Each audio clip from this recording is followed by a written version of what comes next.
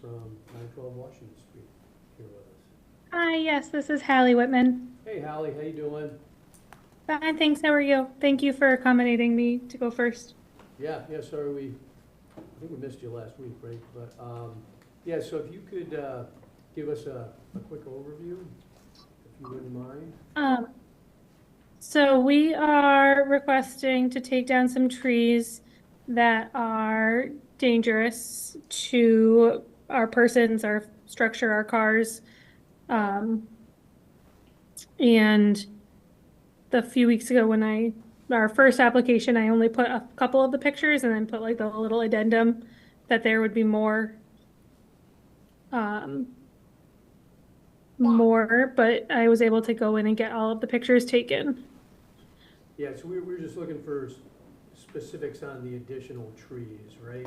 And so you got Yep, them. so these are them. Got numbered in the pictures. And so we've got them labeled as the ones we had technically previously approved. Yes, they're all labeled on the bottom. So like the first page is 1 and 2. Those were previously accepted. So let's do, so Tyler, is that the first, can you go back to the first pick set of, okay, yeah, so Haley, so we've got them up on the screen. I don't know if you can see that. Yep. So is it okay with you if we just go through these picture by picture? You all right with that? Please. Yeah. So these we had previously approved as part of the original MBZA, right? Mm-hmm. So no issue there, right? We're good. So next page. So this is a new tree, right? Yep. This one is right on the edge of our driveway, bending towards the driveway. That big one in the front, right, that looks like it's relatively small. Yeah, if you can see where the pink sticker is. Oh, the yeah, pink yep, ribbon. yep, okay. Yeah, You can see. Oh, there it is. yeah, okay. And that's on the edge of your driveway, right? Yep. Okay. And then let's go to the next one. Yep, and that looks like that's on your driveway too, or next to your driveway too, right? Yeah. I can see this. And it's also tall enough that if it were to fall a certain way, it would be in the road. Yep, Oh, that's the road out there, oh, yeah, Yeah, yeah. that's Washington Street. Okay, yep, yeah. It's leaning pretty bad, isn't it? yep. Okay. And then those three we talked about, so no issue there. Very good. And then, let's go to the next page. So, three more there, right?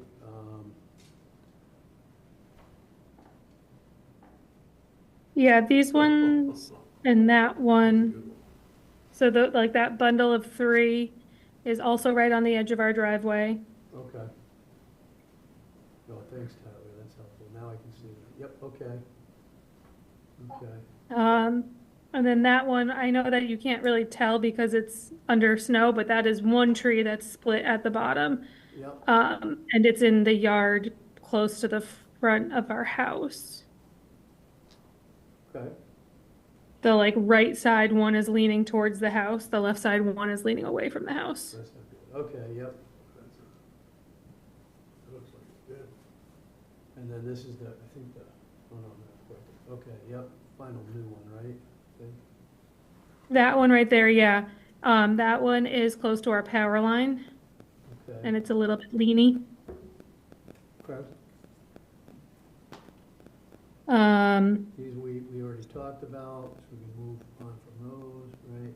Yep. Is there- Sorry, this is not the greatest picture, but we have a very long driveway. This is also on the edge of our driveway. Okay,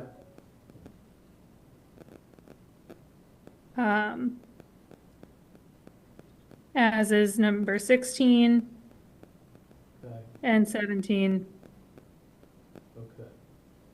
And was it, I'm not looking at that page, was it Sharon Tree Service you had? Yeah, so they came out initially and told us that we needed to get these taken care of relatively quickly. None of them are within the green, if you go on the GIS map, Yep. none of them are within the actual green parameters of the wetlands, so they're all just in the outskirts of it there. I think that the closest we get is one, like, any of the ones on the edge of the driveway there. Most of them are on the far side of the driveway, but I think the bundle of three and then and another one that's split is on the close side of the driveway. Do you know the answer to this? Does Sharon Tree Service feel like they could get all those from the driveway? So they said that initially they weren't thinking about putting in a crane, using a crane, but once they came back out and saw them all, they would like to put a crane and place it in the driveway. They wouldn't go, the crane would be placed in the driveway, not on any land. Great, great, Great. yep. And they would leave stumps for all of them. Oh, thank you, yeah, I think you talked about that, okay.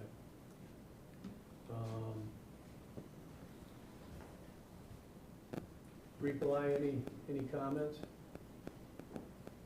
I just wanted to confirm that the trees are actually within the 25 to 15, 50 to 100-foot buffer zone.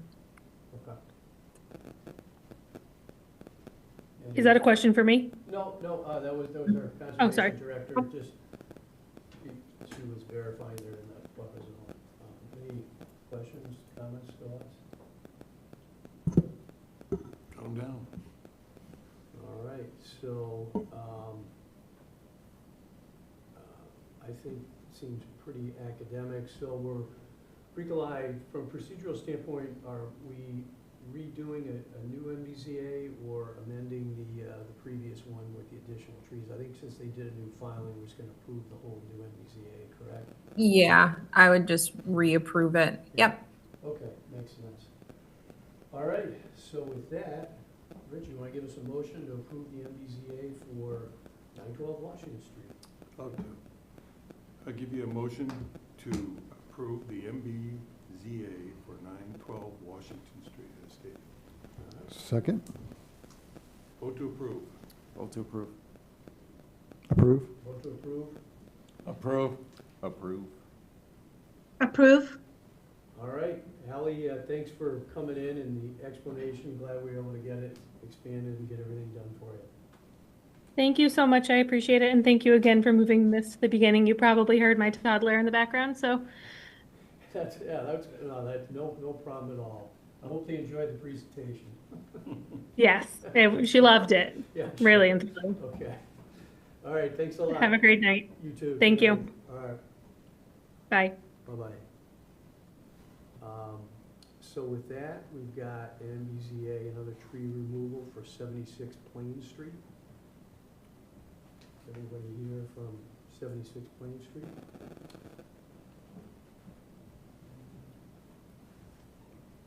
Nope. Okay, maybe we could come back to that after the NOIs, just see if somebody does. So I think Nikolai, we thought they were gonna be here, right? They should be here, yes. Yeah. All right. Is it just that pine tree? It's just one pine tree, yep. Well, they're total looking to remove 4 trees, but one is in the buffer zone. All right, so we'll move on to the MBZA's and, the NOIs and come back and see if we can MBZA, so, okay. All right, so with that, we'll open our public hearings. The first one is for Nicholas Drive, Prospect Street Culvert Repair. I don't think we have anything new on that for this meeting. So, I think Nikolai continuance is what we're looking at, right? That's correct. Yep. Oh, I guess I could give a brief update based on our Oh, yeah. working session, or not working session, but had a brief update meeting with the applicant and their consultant. They wanted me to convey that due to snow cover, they're having a hard time with surveying. which I told them that was fine and expected. They did ask if it would be a problem if they didn't have anything before the next meeting as far as a survey, and I said no, given there's a very good reason why. They did run their proposed scope to minimize the current impact right now. I don't necessarily want to present for them, and I don't want to present anything that's not, that hasn't been resubmitted as a full permit package necessarily, because it's not binding.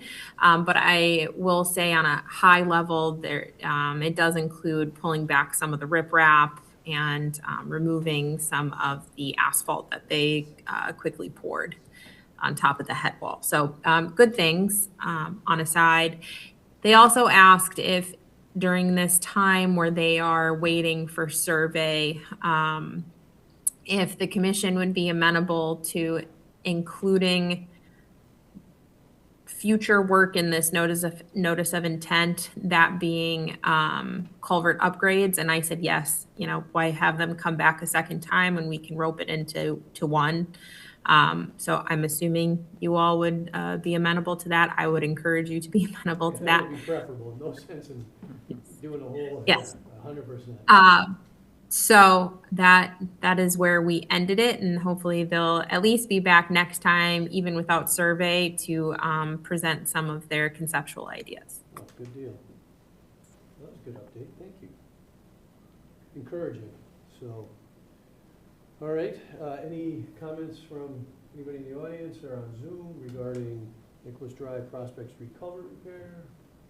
Seeing none, Lou, you want to give us a motion to continue that NOI to,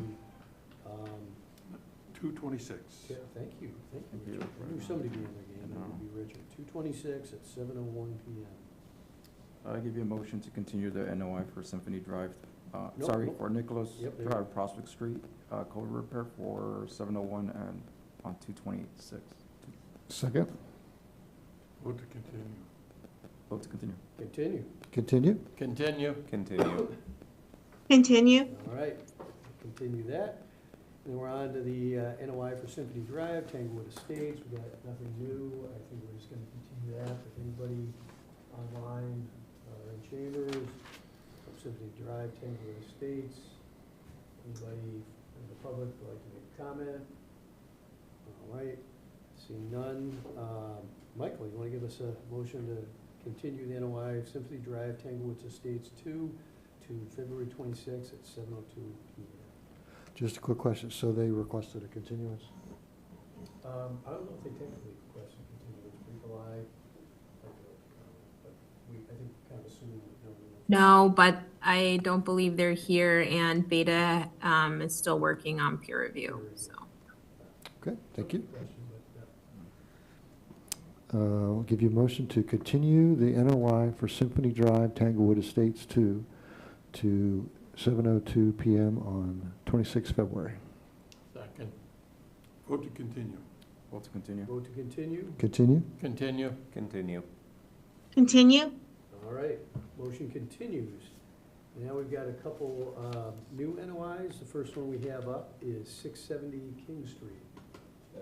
All right, welcome aboard. You want to give us an overview? I thought my conservation guy was gonna be here, but apparently not. Building a 30 by 50 garage, freestanding garage, where my swimming pool is located. Yep. Filling in the swimming So, pool. sorry, before you, can you please, introduce yourself? Yeah, And you could have a seat at the table, actually, be good, and then Yeah. you And you can pick have- up on the mic. if, You get to come up front if you. for the record, you have to state your name as well. Very good. Yeah, name and address would be great. I assume it's gonna be 670 King Street. Correct. Thanks. So, yeah, Mike Davis, 670 King Street, Franklin. All right, great.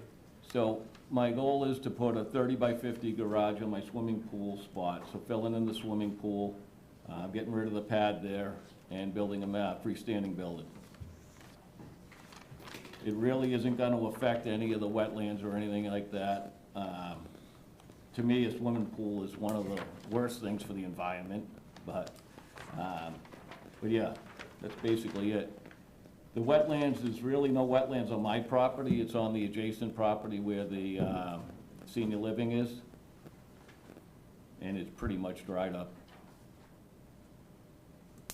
So you got, you're in the, you got a sliver of the garage in the 100-foot buffer zone, right? But Correct. pre-disturbed, is the footprint of the pool basically where the garage is now? Correct. Okay, so you've got pre-disturbed, and I think you even have, if I remember correctly,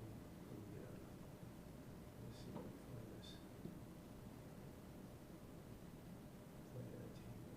All right, yeah, so replacement, pre-disturbed, so in terms of, construction, I guess you're gonna, you'll be primarily working outside of that buffer zone, Yeah, there's no reason to even be in there. right?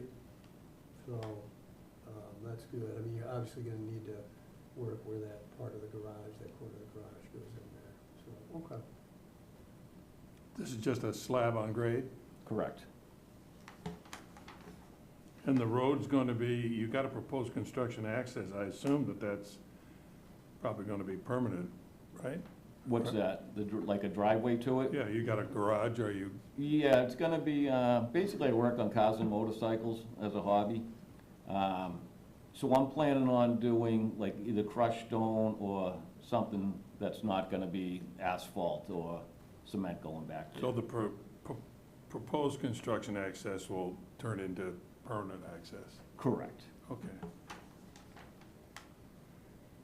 Is there a reason why you wouldn't want to move the garage just a little to get completely out of the 100-foot buffer zone?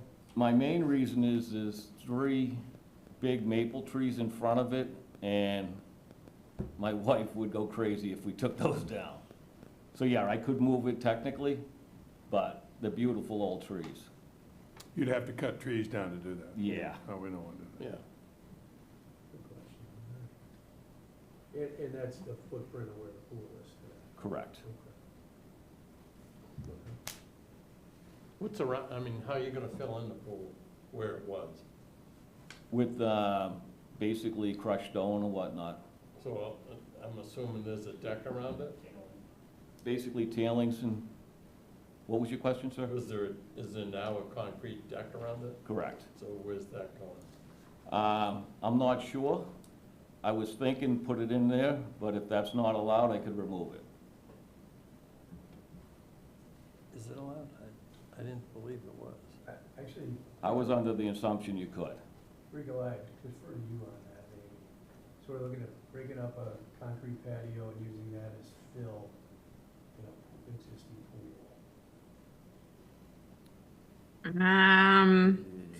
What kind of fill? What's allowed legally? Vinyl. So obviously I'm- that's coming out, all the metal's coming out and whatnot. It would just be the cement that would be there. Concrete. I'm sorry, Rico, go ahead. I'd have to check if it's allowed legally, but I can tell you off the cuff, I'm sure a lot of our houses have something called anthropogenic fill. It's actually very common. But I can talk to Gus Brown, the building commissioner, if he would like. I can attest to that. Yeah. At my house, we've dug down, there's lots of Um, concrete crap in there. This, Yeah, I if think this it's kind of helps, common practice. yeah. I As long as mean, you don't it's leave not any as. voids or anything. Don't get too big a piece to Absolutely. break them up good enough not to make any voids. Yeah, put them down flat. Absolutely. Yeah, I think this. This is your daily PSA that Big Brother's always watching. I'm not Big Brother, but just if this helps the commissioners look at or to conceptually see where the garage would be going. You know, it's disturbed lawn. Here are probably your trees, right? Yep. Yeah. So, Yeah, I The said fire- 3, one of them passed away. oh, So taking out the vinyl, breaking up taking out the metal, breaking up the concrete patio, filling the pool with that. And then filling on top of that. Correct. Nicole, you had your hand up? I just had a question. Is there going to be any heavy equipment that's going to be within the 100-foot buffer zone? Or is everything going to be in, before that, you hit that mark? It's gonna be slightly in that 100-foot zone. What kind of equipment and how much of the zone is going to be disturbed? Well, there's gonna be not an excavator, but a backhoe. So that's going to be disturbing the soil and creating erosion? No. It'll be digging down about Nope. 4 feet though, right? Yes, correct. Foundation. So where's? Well, really, it's not gonna be a lot of digging down because there's already a hole there. for the But most part. isn't an excavator have tracks? So wouldn't it be going over the soil that's back there and loosening the soil? No, It more compacts it, Nicole. correct. So typically, at least for larger construction projects, how you would mitigate that is something like a mat. Yep. And then any rutting that would happen, you can also condition, I'm assuming he would want to seed over ruts Oh, anyways. But you absolutely. would, It's my you would- backyard, so it's you would condition them to loam and seed over it. absolutely. Okay. Yep. Thank you. Yep, not a problem. I knew where you were going with that, so.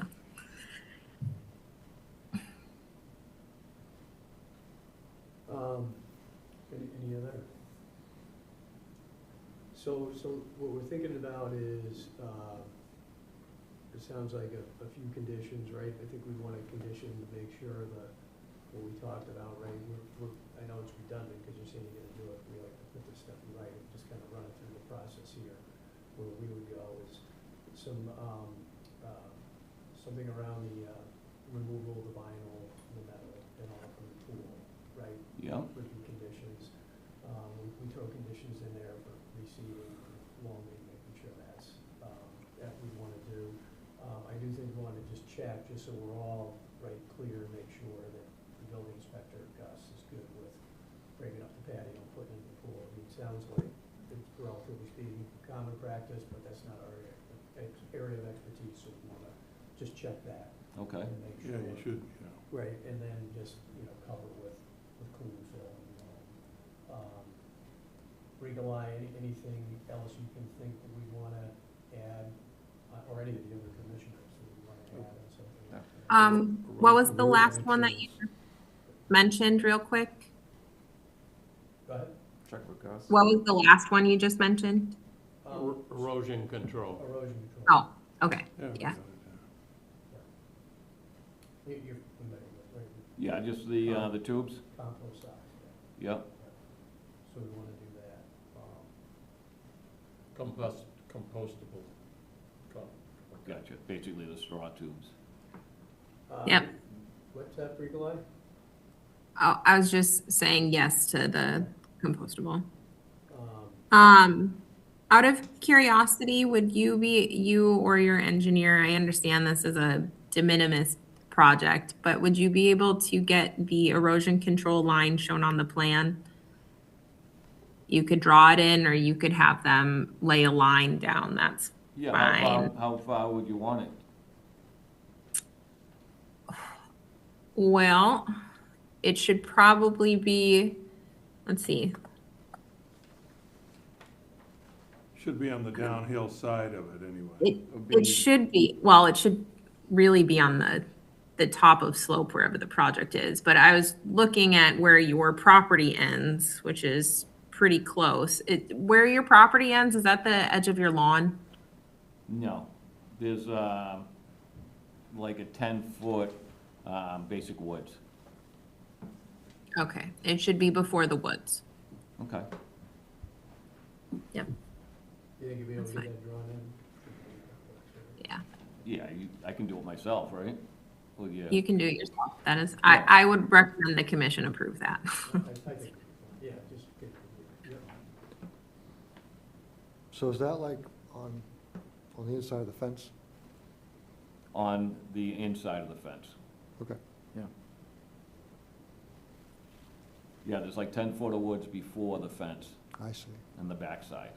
Rico, do you have that aerial photo again? You did- Yeah, Was this- was that you? Yeah, Oh, yep, I can pull that super up. helpful. It was a great grab. Can you, Bricolai, can you, Do you want me to find leaf off? I have the, like a, one without the foliage. It's from Yep. the map, from the GIS. If you do Oh, I this, see the fence. there's a fence there.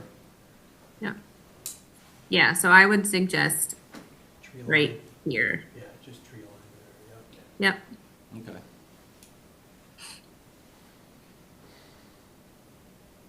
And it just gotta basically be the distance of the working area. Overlap it by a few feet yeah. each way. Yeah, limit of work. yep. Okay, that's no problem. Okay, thank you. Yeah, it's- So, Rico, so we want to put together some conditions, right? Yep, I can do that, before the next meeting. Typically, the commission doesn't close on the first night, Yep. just in case a butters miss. Which, actually, Trailer Page, might I read a public comment that we received? Yes? Only because it's a positive one and we never receive positive public comments. Let's Ever. go. So, 100%, yeah.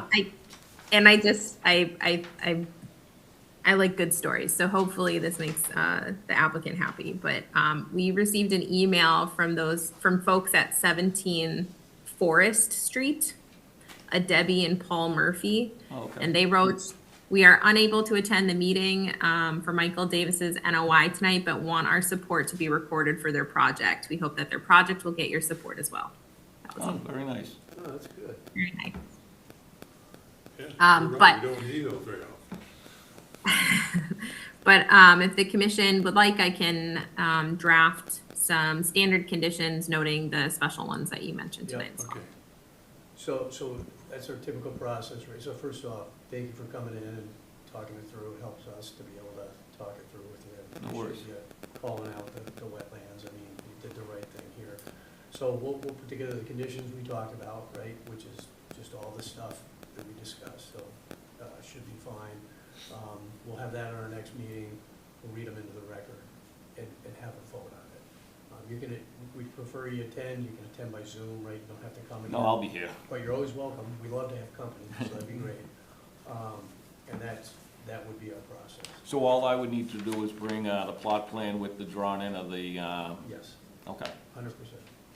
Everything else, Should I drop that off to downstairs prior to? if That you would could, be email it, even drop it better. off, that would be super helpful. If you can get it to us by a week from today, that way we'll have it set up in our system for the following Thursday, if that's a possibility, that's helpful. Oh, absolutely. It Okay. only should take a few minutes, so. Yeah, so if you can do that, that'd be great. Cool. And then we should be good to have a vote. Very good. Okay. Any other comments, for anybody on Zoom, anybody in the room here? Okay. I think So how does the process work? Next meeting, you have your, we have the I'm sorry, go ahead and ask your question. so you add those to the, taking out the line or disposing of that. And I show you this, and then you guys would vote on it then, approve it or disapprove it, and then I'm good to go? Right. Besides the, building inspector plan, permit. So actually, we'd issue a permit as well, right? That typically takes Bricolai, if we have,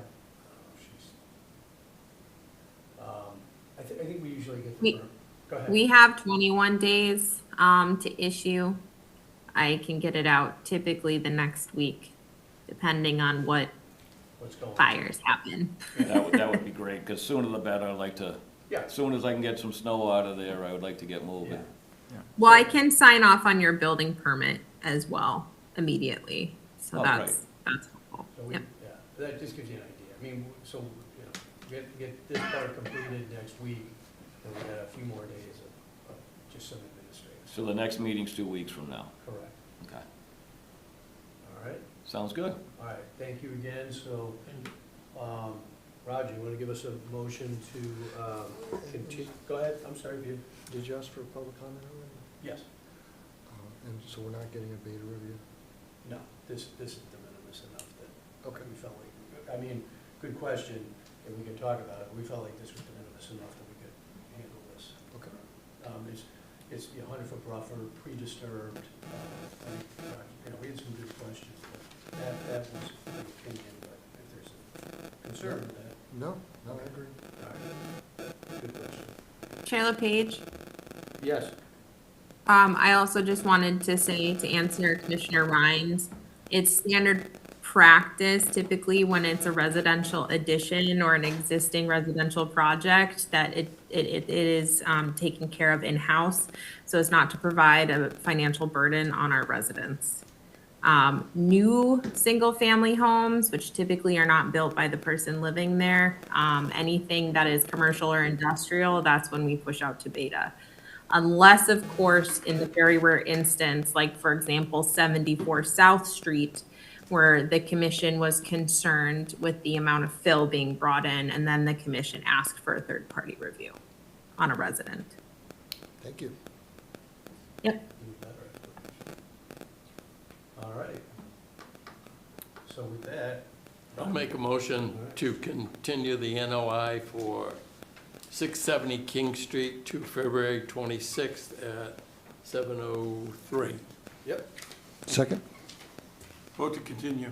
Vote to continue. continue. Continue? Continue. Continue. Michael, thanks a lot, appreciate your Continue. time tonight. Thank you, guys. Thank you. Thank you, Cole. All right. With that, we go to our final public hearing, which is Lewis Street. Do we have someone here for, yeah, Lewis Street.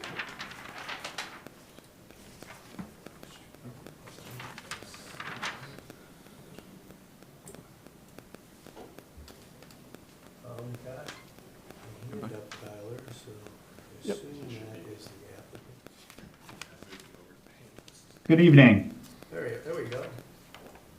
Yep, can you hear me? Yep, Good evening, my name is Stephen Balsavich, here representing Land Planning, Inc. on behalf of the applicant and owner of the property on Lewis Street, owned by Lewis Street Realty LLC.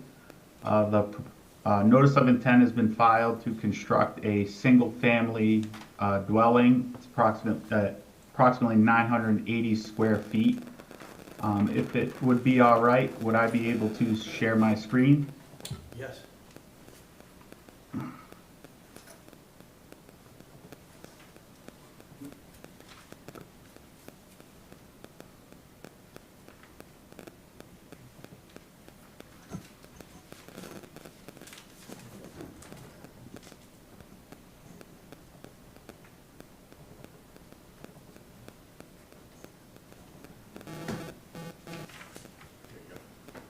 All right, should be Okay. good to go. All right, can you see the plan? Is that him or you, Tyler? Oh, there, now you got it. up. Yeah, or that's okay. a Okay. regular TV show. All right, So it's not his. His did come up. It's just, okay. While it's on the screen now, the buffer zone, 25-foot, no disturb is in red. We're not proposing any work within that area. The 50-foot, no structure, we were able to maintain the adequate separation from the buffer zone. The buffer zone is a drainage trench in front of the property. Oop. In order to construct the residence, we need to extend the traveled way pavement.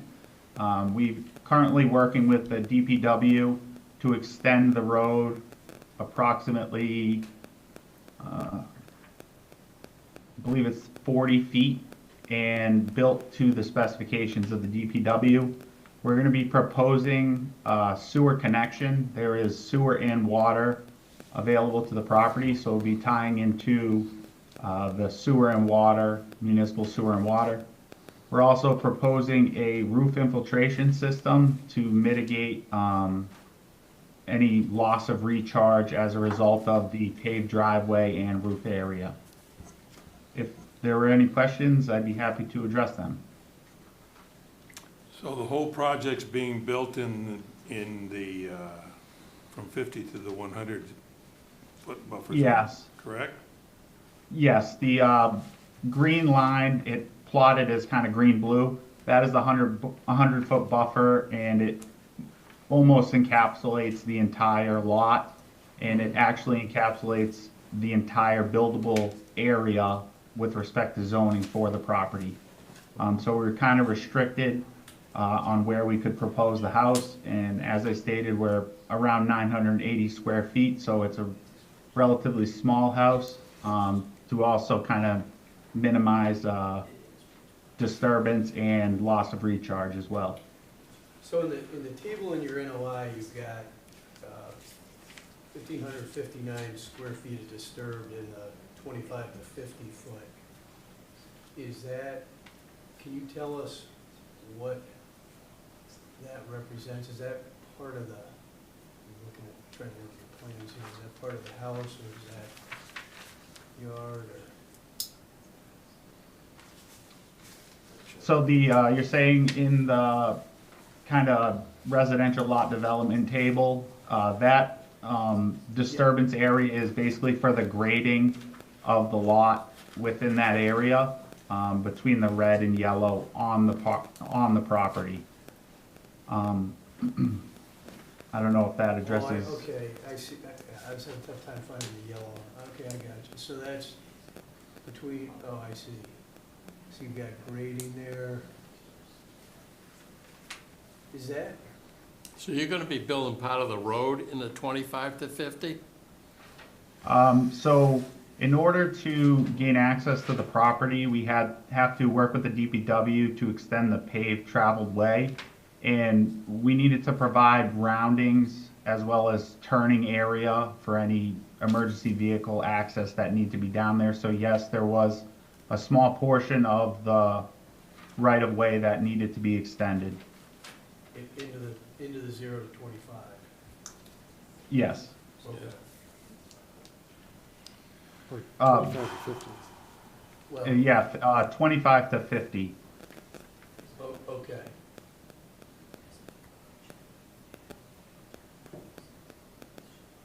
So that, because you don't, do you have the proposed extension on there? That's just, you get the end of the pavement, is that existing, or that's the proposed extension? I got it, okay. Yeah, so that end of it's gonna be in the 25 to 50. I thought that was existing, that was one beyond that. I got it, okay.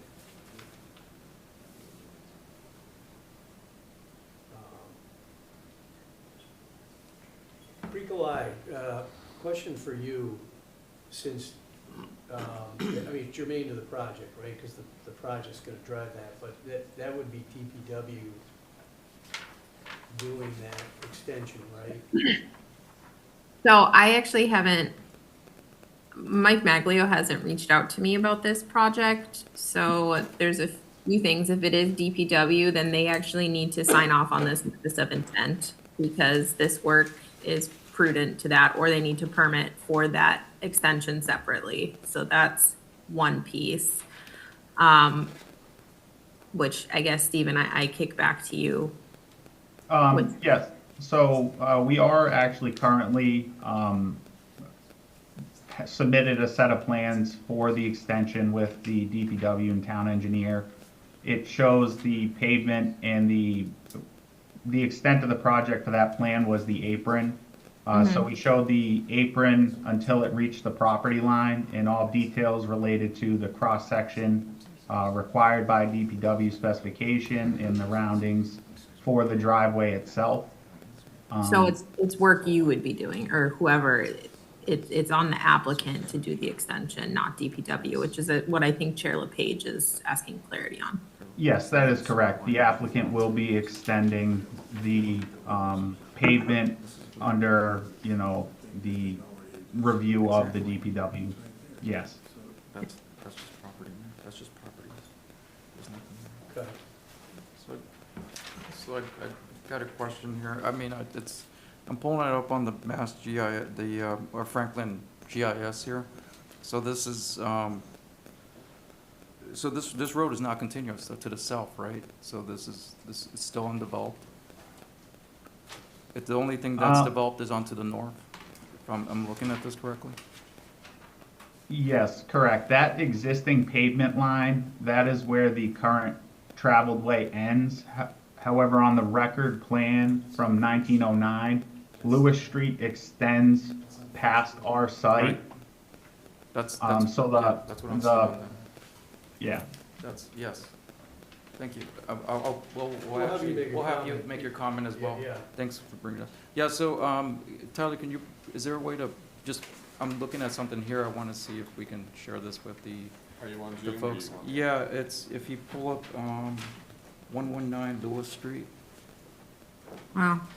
and then that's the closest, neighbor to that property. And then if you click on the filters, the map, go to base map, and then local, and do 2023. And then if you go to the layers, and then do DP wetland. There we go, okay, if you could zoom in onto that. It's gonna be 14, I think, yeah, it's, So this locust map that you have on here is really not very accurate. It shows the street all the way through, a street called James Street right next to it, et cetera, et cetera, et cetera. It's kind of like Spring Street, I think. It's on paper and never developed. It's basically like Spring Street. Yeah. It ends and it's still on paper, but it So- isn't there. so is this, yeah, All right, so you, okay. so that's all wetlands to the south of that. And It looks like they have, in their delineation, it comes up higher. If you look at the site plans where the 25-foot buffer zone is, the red, and then there's flagging, the blue. yeah, Well, this is Yeah. being built across 2 lots, right? That's not a single lot. Yeah, Oh, so yeah. they, That's it.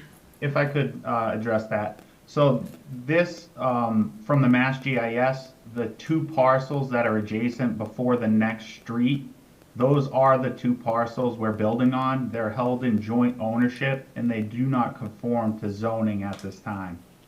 So under the merger theory, they're going to be merged, and from that we have the joint lot, which is a combination of the record plan lots 41 and 40, I believe. 14 to 15.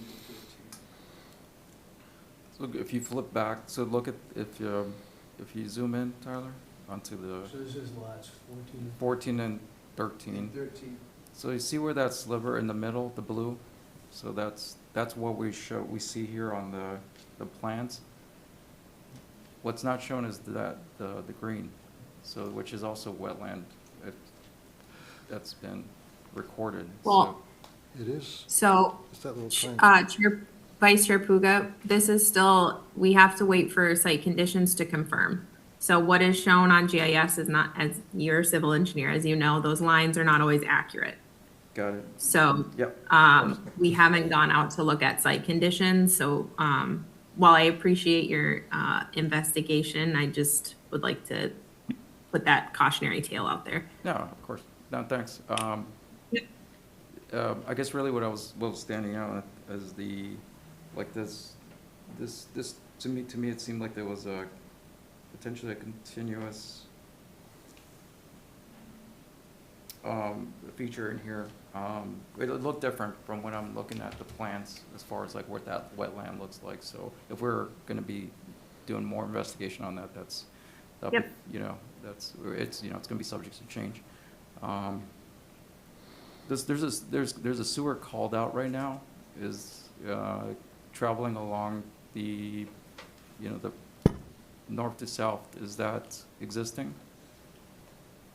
Yes, so there is a sewer north of this, sewer manhole north of this property. It's almost in front of 119 Lewis Street.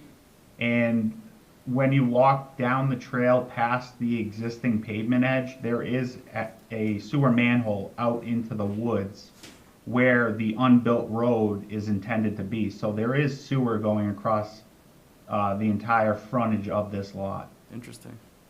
Okay. But that travels all the way south through the wetlands?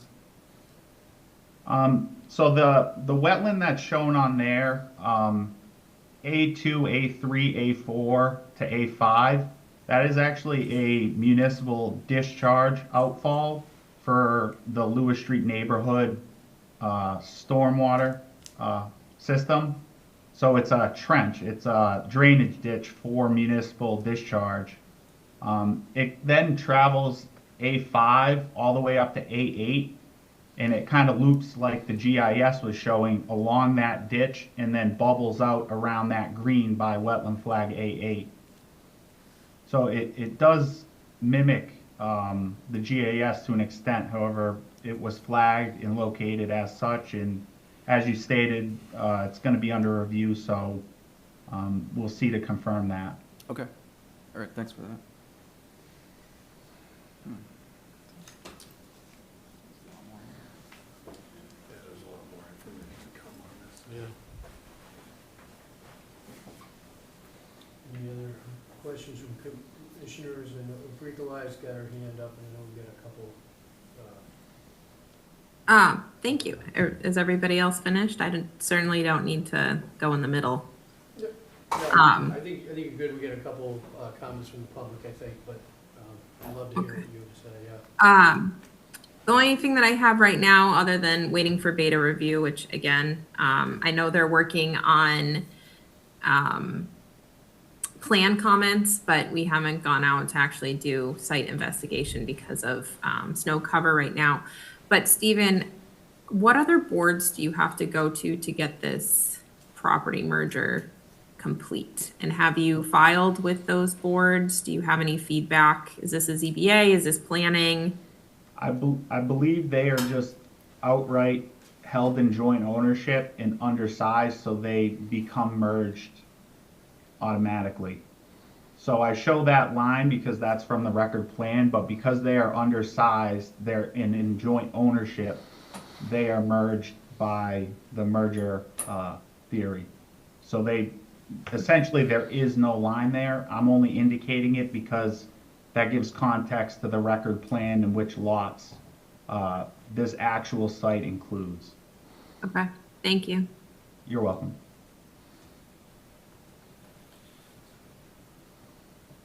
All right, I see we got a couple of comments from the public. Everybody else all set? Nicole, you good for the minute? Okay. I'm okay right now. I'm Okay. sorry. I was trying to get. Sir, did you I want to do make have a one comment? question. I was just kind of, just looking to see how far this was gonna go, if it needs to be under advisement, what's going on this, I'm in a butter. Okay, so do you want to make a comment, or you look like you had some information you Well, wanted to share? no, I was just stating that end of Lewis Street is a paper road, So, in front of his property. just the way we have to do things, if you do want to make a comment, which we would love to hear, you do need to come to the mic, give your name and address. You can sit down or stand up, but, yeah, if you could do that, then we're very interested to hear what you have to say. Yeah, sure, my name is Philip Wood, I am an abutter, and I've owned this property for quite some time. Could you give us your address? Pardon me? Your address? Yeah, I live in Norfolk, Mass. Okay. And that particular property, lots 14 and 13, that is actually a dirt road. And the town hasn't extended it. And there's paper roads on all sides of pretty much this property area. James Road, Arthur Road, and what's this other one here? Hill Street. This is paper road all around this area. So, I guess I'm fortunate my property doesn't lie within the wet zone. And I've spoken to the building inspector also about building on my property. So, Stephen, what is your last name? My last name is, it's a tough one, Balsavich. Balsavich. So let me ask you a question. Are you working with Tony Marinella? Yes, correct. Yeah, because I knew he was trying to build on these two lots before. So did you have a question about our process as well? You No, said- I was just kind of curious. I was, looking at, he's looking to put a house, one house in that, two lots there. Just interested in how far it's gonna go with it through the town. And I just thought that was wetlands in that area, that's all. So I don't know if this is your question, but from our side of things on conservation, we have a conservation director who's on the line right now. Okay. We also have what we call a third-party peer review agency. It's called Beta. They're an agency of wetland scientists, stormwater engineers, that type of thing. Our conservation director and Beta will do an analysis on the project proposal. They'll do a site visit to verify what the wetlands resources may or may not be in the associated buffer zones. And they'll come back to us as the Conservation Commission with the details of their findings and any particular potential overlap or conflict with any of the relevant statutes. And then it's our job to run through that and make a decision. So it's usually a multi-step, multi-meeting process, but we have to do some research first. So I don't know if that's helpful as an answer. Yeah, no, I'm just kind of curious, how this stands. And I'm sure this is gonna take a little while, maybe a couple of weeks of process to go through this, maybe until the snow gets off the ground, whatever. But, I am definitely curious on how this is gonna turn out. I mean, we have our meetings every other week, and I would imagine we're not gonna have the kind of, research, details back in the kind of research we're talking about In this for a couple of meetings. Yeah, absolutely. Yeah, it really, some of it depends on timing and what's going on, but that gives you an idea of what.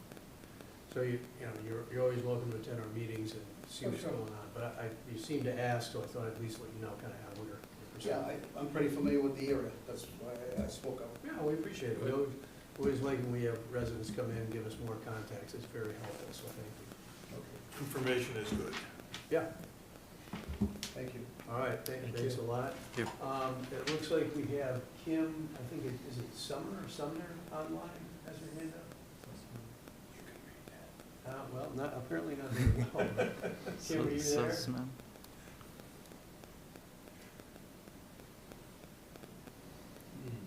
She's unmuted. She's muted. She's muted. I don't know if that's her or us. Oh, there we go. Kim, looks like you're unmuted. Are you able to talk with us? Maybe her microphone, Q&A maybe. Just wanted to see. Kim, Sussman maybe, 112 Woodland Street? Oh, I just wanted to say I'm not for this. Okay, sorry, Mike is not working, but did have a hand up. Okay, so she's not looking to make a comment on this. Thank you, Tyler. Good to have the chat. And then it looks like in the background, I thought I saw another hand up. No? Okay. If she wants to take the time to type out her comments, I can read them into the record. Okay, yeah, if you want to, Kim, I don't know if you can hear us, but if you want to type your comments into the chat, we'll read them off. Oh, not for, I thought she meant, said not for this, she didn't want to comment on this project, she's not in favor of the project, I got it. Okay. And the wetlands are a big issue. Well, While she's typing, I had one more question. oh, please, Ray. Stephen, did I understand you to say that the DPW is going to ask you to do a turnaround for fire apparatus on the street? So that's part of the requirement that if you're going to be extending the pavement, you need to go and provide a turning area for the driveway or extend the road to the next available street. In this case, it would be James Street, which is a paper street. But that would require us to fill the municipal drainage ditch, which we can't do. So we extended it the minimum we would be able to get access to this lot. So if you had to do the turnaround for a larger vehicle, is that gonna make your impact on the wetlands even more than what your plan is showing? No, what we've provided should provide adequate, area for them to maneuver, with the 90 degree of the driveway. Has the And fire the, chief signed flared off on end. it? I'm sorry? Has the fire chief signed off on it, or you're assuming? So at this stage, we're just, before the Conservation Commission, working with the DPW. Okay. I'm sure when we go for the building permit, they will, as well. I'm not sure to what extent the town engineer or DPW director has approached the fire chief. To my knowledge, they have not at this point. Thank you. Just to follow up on that, I don't think they've signed off on our OpenGov permit. So I think that's accurate.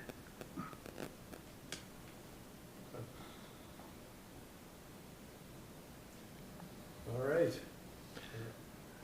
Sorry, Sure. No, go for it. Stephen, I know you explained it, but I guess I didn't catch it. So where's this trench you're talking about? So if I may, could I try, I didn't click correctly my, share screen. I'm sharing now. Can everybody see this? Yeah. All right, so the mouse cursor, this is the drainage ditch right here, the blue area, and it follows along the top of slope of that.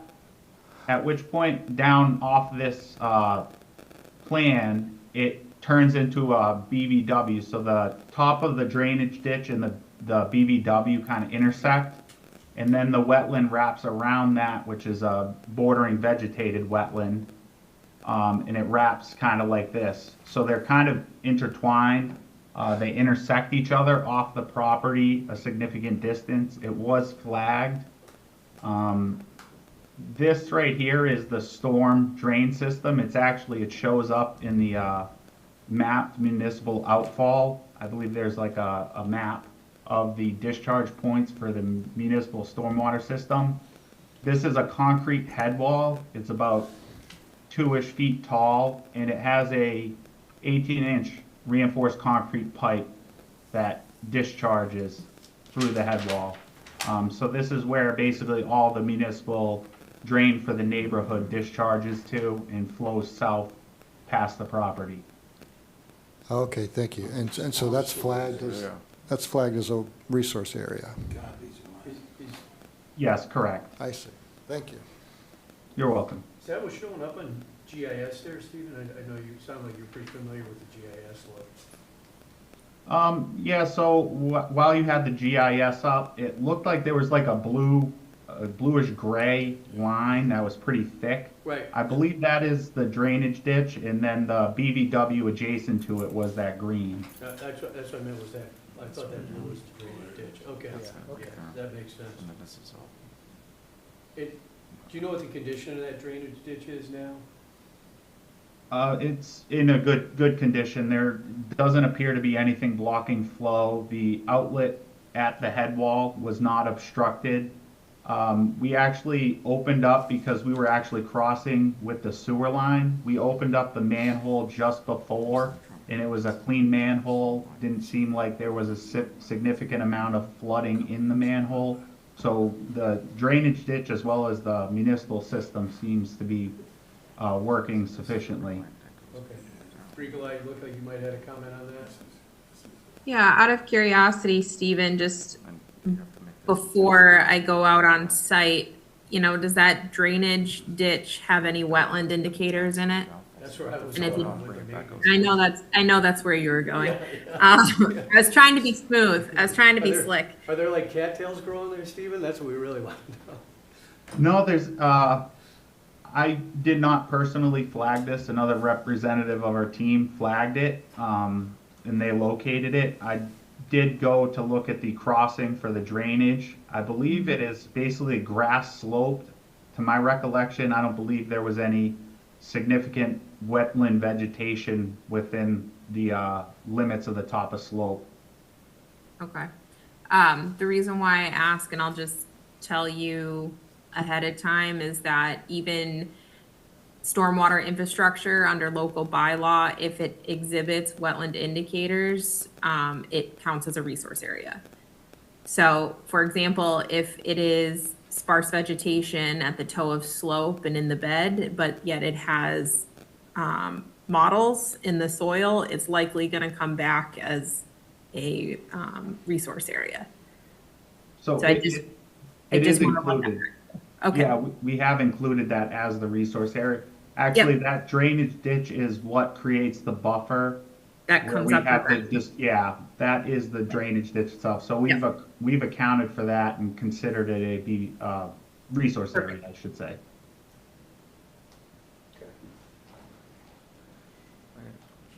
Sure. So Stephen, so you spoke about the emergency vehicle turnaround, if that, because they couldn't meet it inside the property, the proposed property, you have to, you have to potentially create James Street, right? You have to essentially tie into that, which is. Well, it would kind of go to the fire chief and see if he is okay with this when we go for the building permit and give his comments. According to their, the regulations and stuff, they say you should have adequate area where if they're okay with it, they're okay with it. But they said the next available is you have to go to James Street, which I believe is out of the question because we would have to fill that drainage ditch. Yes, that was my point. Yeah, aside when you get to that point, from a conservation standpoint, that outfall would have to be extended south beyond James Street, and then you would have to potentially fill that area to get your grade to get into, to make that turnaround. So that's, you know, that's what I'm envisioning that would need to occur. Because Yes. right now, as it is, that where that blue line is, where the horizontal is, that's where's the outfall, where it comes out. Yes, it's wetland flag A4, A3. Yeah. That's where the head wall is. That's where we ended the BVW. There wasn't any vegetation north of it. I will also note we aren't clearing any trees within the right of way, so it's actually kind of grassed over and cleared. We're not proposing any tree clearing. It's almost like the only thing that's missing is the pavement and, you know, the subgrades and stuff. So we're not clearing any trees within the right of way. The only tree clearing we're doing is for the actual lot development to build the house. And, yes. Okay. To answer your question. Yeah, thanks. No, so I guess really there might be some reconfiguration of that potentially. Yeah. So our proposal to this point, knowing that we were going to be before this commission, was to minimize as much impact as we could within these buffer zones. I believe we minimized to the maximum extent possible. Regarding the infiltration system, it moved to the north side of the house because we were going to create more clearing to catch grade on the south side. So we kept in mind and put forth a plan that we believe minimizes to the maximum extent clearing within the buffer zone.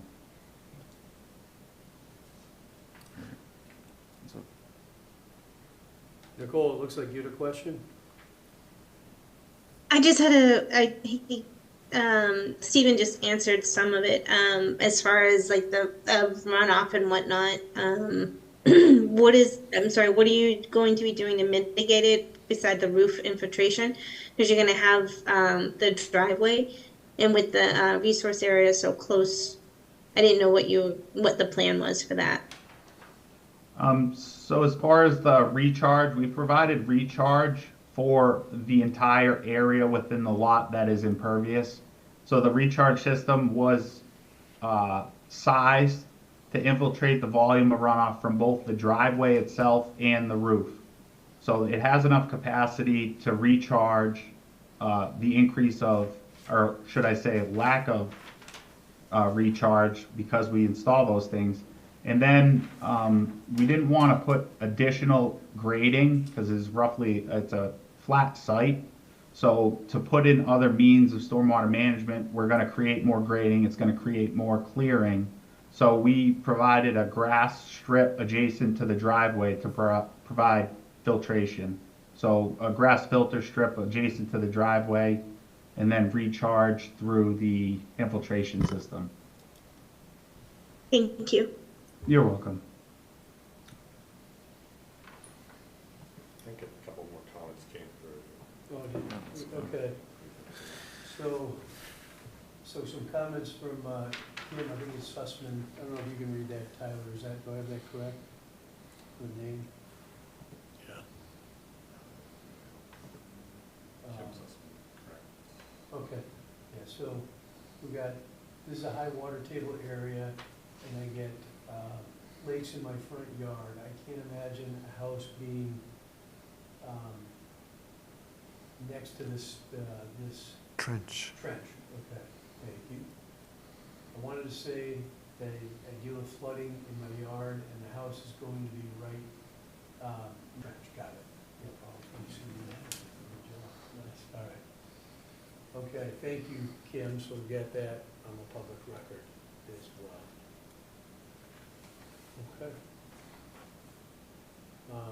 Any other questions or comments? Okay. All right, so Stephen, thank you. What we'll do is we'll continue this and we'll wait for the analysis from legal data, so I think, actually, you are up, sir. Fantastic. I will give you a motion to continue the NOI for Lewis Street to the 26th of February at 7:04 PM. Second. Vote to continue. Vote to continue. Vote to continue? Continue? Continue. Continue. Continue. All right, thanks, Stephen.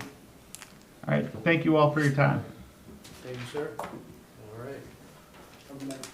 Good night. Thank you. So that closes our public hearings. We'll return to the MBZA's real quick. I don't know if we got anybody who came by from 76 Plain Street.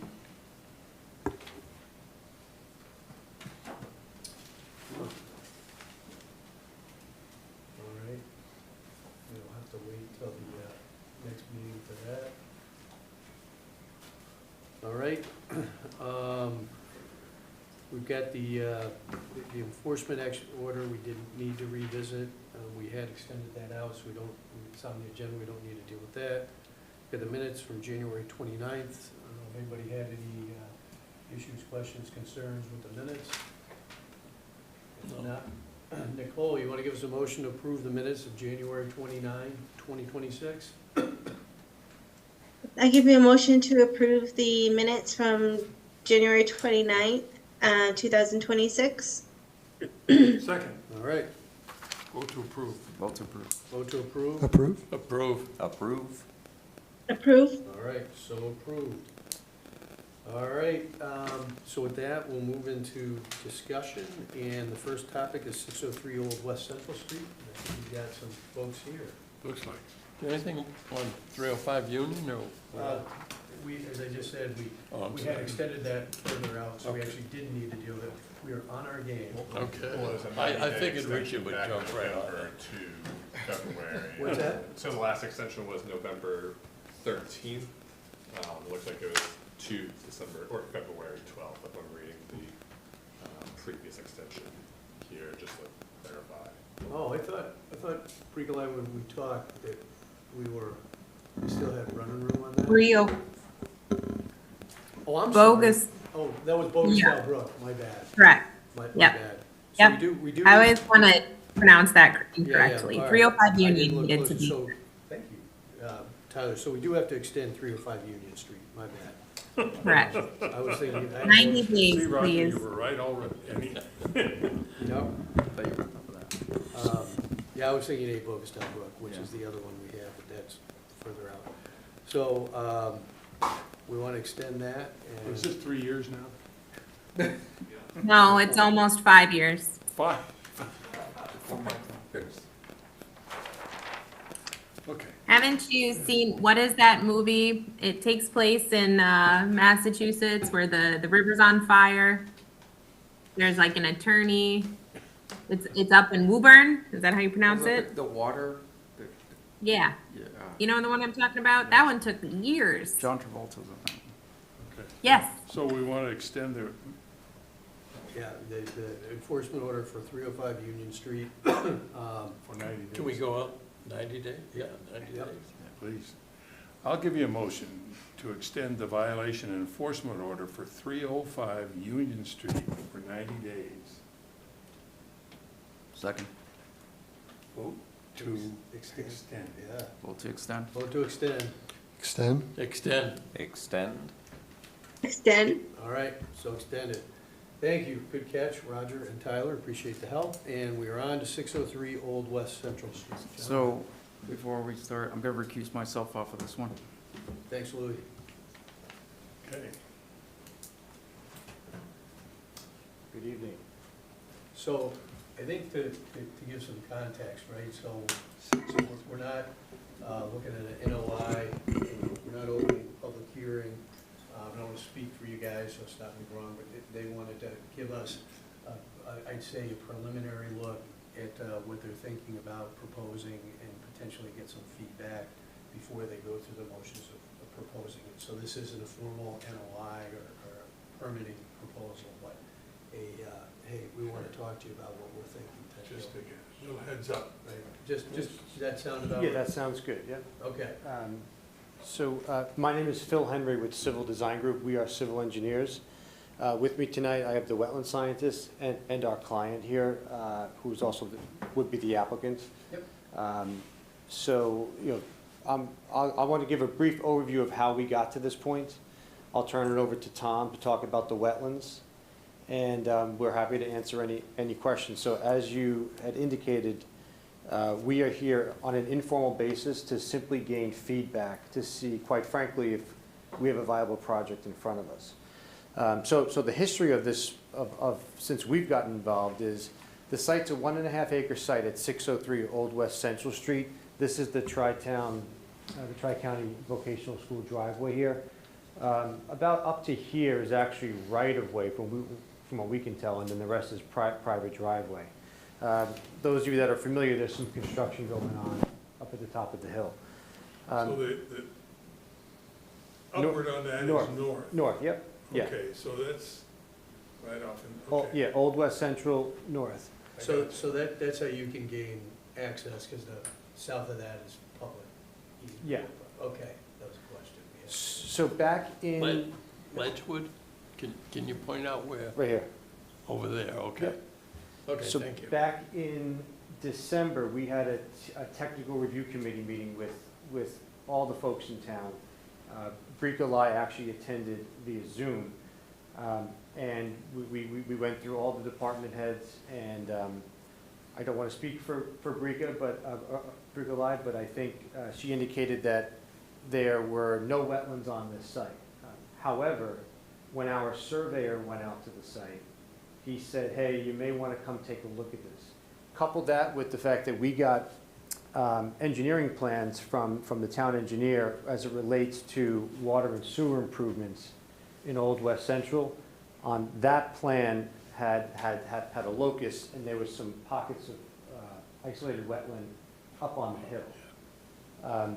It's odd to see wetlands up on a hill, so that's perhaps an indicator that there's a restricted layer. In this case, there could be some ledge at the top of the hill. But in any event, we sent Tom Liddy from Lucas Environmental out there, and what you see here highlighted in blue is what we found an isolated wetland. There's actually wetland across the street on the south side associated with some drainage infrastructure that dumps into the brook on the south side. On-site wetlands, I think, is in excess of 6,000 square feet, or 5,000 square feet. As you could see here, we delineate the 25, the 50, and the 100-foot buffer. So essentially, the buffer zone encapsulates 70% of the project. Currently, there's a single-family home with some accessory structures on the property. What we would like to do, and what we proposed at the TRC meeting, that, you know, for the most part, the town supported a daycare, a proposed daycare situated on site. What you see here is actually not the first iteration that we had showed the town at the TRC meeting.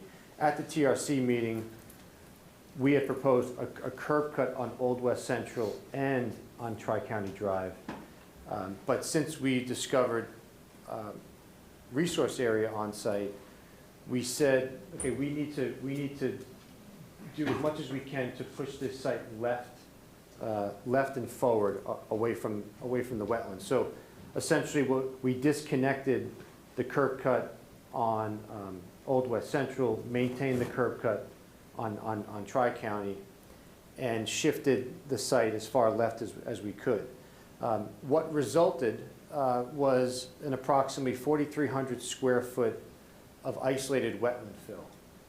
We understand that there's a pretty extensive local bylaw, which obviously was the trigger for us to come here and actually meet with Bricolage first via Zoom. So in essence, we'd like to get feedback on the potential of filling this isolated wetland here and producing a replication area. Again, this is conceptual. We would need to confirm soil data, groundwater, where's ledge. But at first glance, what's shown here in red is a proposed 5,400 square feet of replication. So over 1-to-1 from resource to resource, excluding the buffer zones, obviously. And then 180 lineal feet of what I'll call meandering stream. Those of you that are familiar with the site, which I'm sure most of you are, or all you are, there's a 20-foot grade change across this site. So we focused on an upland replication area where there's a flatter piece, although it is still gradient down. And then this is really the steep zone here. And then there's a flat area here that we thought could be used as a replication area. I will tell you that from a vertical perspective, this site would be higher than the proposed wetlands, particularly in this area. So there'll be an 8 to 9 foot wall proposed here. So there'll be a disconnection from the development to the wetland, as opposed to on site today, somebody could just walk right into the wetland off the rear yard. I actually presented, we actually graded the intimate, or the stream out, I should say, and graded the wetland out. We don't have to get into that nuance if you don't want to right now. At this point, I guess what I'll do is I'll ask Tom to discuss the existing and what we're proposing from a wetland perspective, and then we'd like to get your feedback. But I would reiterate again that this was fairly well received at the TRC meeting. So, Thanks, Bill. Tom, do you want to give it just a brief? Good evening, Commission. Again, thank you for taking the time to speak with us. Professional wetland scientist from Lucas Environmental. As Phil pointed out. That's Mike, right? Your name, Mike? Oh, Tom. Tom, I'm sorry. That's why I wanted to make sure. Yeah. Thank you, Tom. As Phil pointed out, you pull up GIS mapping, Mass GIS, or the town data layer. Like, there's no wetland data layer showing anything occurring here. So I think the team went forward with that assumption. And so wetlands often do, you know, they're not always where you expect them to be. And so what we have a large forested seep at the northern portion of the property just off site. And what that is, it's just a till area and ledge where the rock is perching any of the rainwater or overland flow. Obviously water moves downhill, so as you get further downhill, you lose a lot of that ledge, so that you get some more natural, deeper soils. I call it a losing wetland, where the water just infiltrates into the ground, into the soil. And as you get further down the hill, all that water is infiltrating. You no longer get wetland conditions below that point. So this is geographically isolated. There isn't a stream there now. There's no water body. It doesn't connect to another wetland. So what we would be dealing with is a wetland under your bylaw, which we regulate under the bylaw. There is a wetland across the street, which is part of that municipal drainage area. That would be resource area under state and local. So a 100-foot buffer under the state would extend into this corner, but the northern portion of the site is all local resource area where we're interacting with your bylaw. So what we can do, and again, as Phil pointed out, it's a little unusual. We have a gradient like that where your wetland's at the highest point in the property. So what we're kind of conceptualizing a plan here of what we could do is to grade out this portion up here to construct a typical replication area. And then, even though there isn't a stream there now, there's gonna be drainage and water movement, say in the springtime or, you know, wetter storm events. And so what we could do is kind of create a meandering channel, construct, you know, what would be typically a stream channel, although I wouldn't expect there to be much water in that channel other than during the wet times of years, perhaps. And then once you got down to the bottom of the hill, I think there's opportunity to construct a larger, more natural wetland we could excavate and likely intercept the water table. This is conceptual, and you know, obviously we need to do some more investigations on soils and what's out there and hydrology and whatnot. But Go ahead, I'm sorry. so as far as your bylaw concerned, this would require a So variance. just a question, just as you're talking, if you don't mind me Go ahead. interjecting, just because you're talking about this. So do you anticipate current runoff from the ledge being fed into that meandering stream you're creating? Or how do you anticipate that working out? So I anticipate, and again, you know, we need to do a little more homework on how this would actually work, but it is rocky up the top here, so we just grade that out. Instead of the water draining, you know, directly down how it does now, we would just reroute it around the development and pitch it into this channel, and then that channel would convey any surface flows, but most likely what would happen is that water would continue infiltrating along this side. And then down at the bottom of the hill, we would excavate down to try to find a water table to create more wetland area. So, I mean, if there's enough runoff now to create an IVW, you don't think it's gonna fill that meandering stream? I think it could. You said you thought it was gonna run dry. I mean, that's why I was curious. So the wetland does run dry as you get further down the hill. Right here, you're not gonna get any surface water in this part of the wetland. It's all been infiltrating, but you still get, you know, soil characteristics. Oh, I got you. So I think water, you know, it'll be coming down, but as it coming down the hill, I think it will infiltrate kind of like how it does now. So that big solid line there is a retaining wall? Yes. This is a retaining wall around this edge. So it would be much lower than the grade of the parking lot. So we are, you know, I mentioned this is a bylaw wetland, and obviously we're subject to the bylaw, so this would require variances. We don't meet, right now, we don't meet the 2-to-1 requirement for replication. We don't meet the 25-foot no disturb zone. You know, obviously we're building in the 50-foot. And then, you know, then there's also vegetation clearing in the 100-foot. So you're saying it's a 1-to-1 replication? It's over 1-to-1, I think. With the IVW only? With Yeah, IVW. no Yeah, buffer. resource to resource, it's 125%, so 1.25. No buffer zone replication, just the IVW. Right, so on this site, you know, obviously we're constrained, so we don't meet, you know, the buffer zone requirement. So our- Can I ask you another question? So, Yep. is there, and I imagine it might be zoning, what's driving the size of the parking lot there? I mean, it's a daycare, right? So people are coming in, dropping off, I assume, I don't know a lot about daycare, right? But, Yeah. you know, that seems like a big parking lot, right? It's actually, it's right, it's actually on the lower side.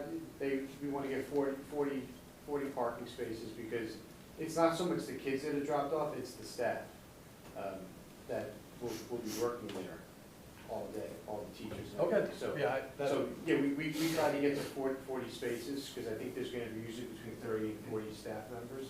And then obviously, you'll need spaces for turnover as kids get dropped off. However, those kids will be dropped off at different times, which you know, this is not a use where it's like 4 per thousand, like a retail, where you need to get, you know, Right. 80 spaces for this size building.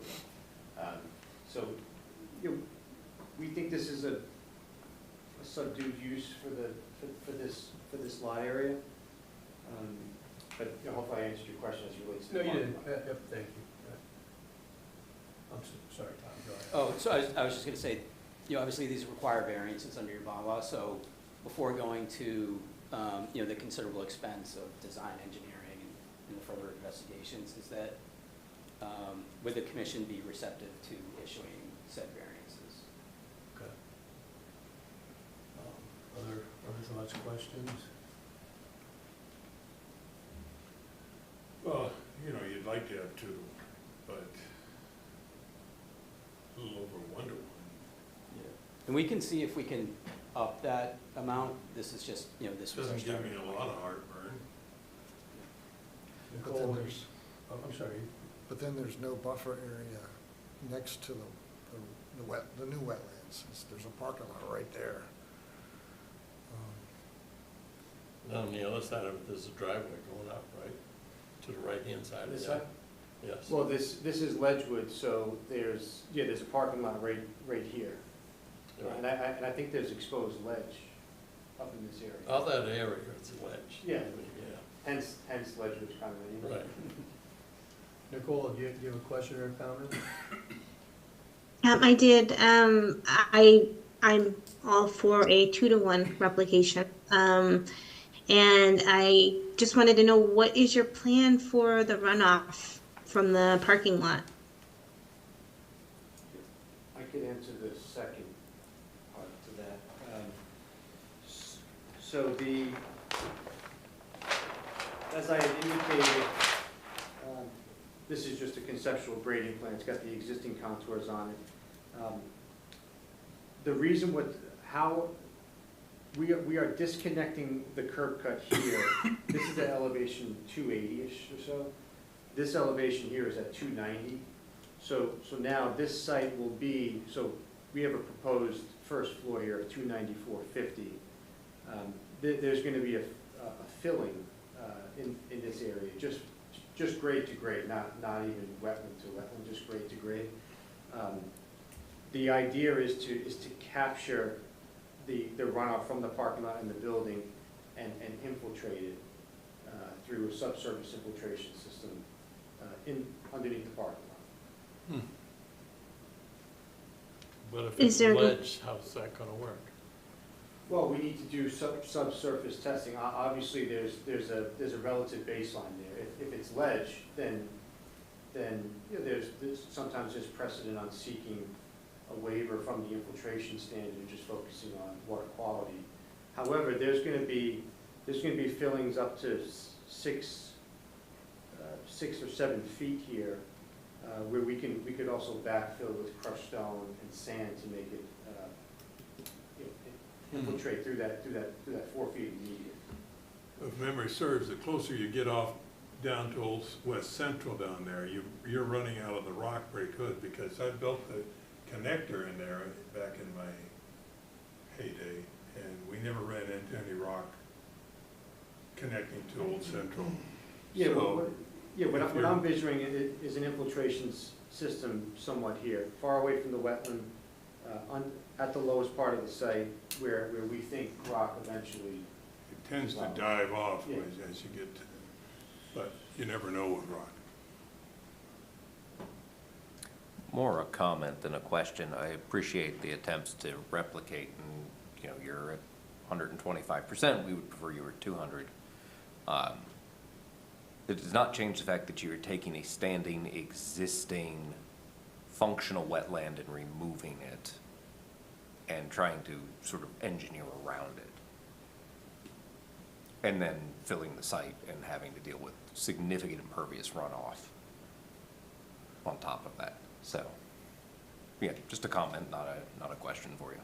I mean, and you're looking for feedback, right? I mean, that's where I was headed. I mean, I would say generally we frown on filling resources, right?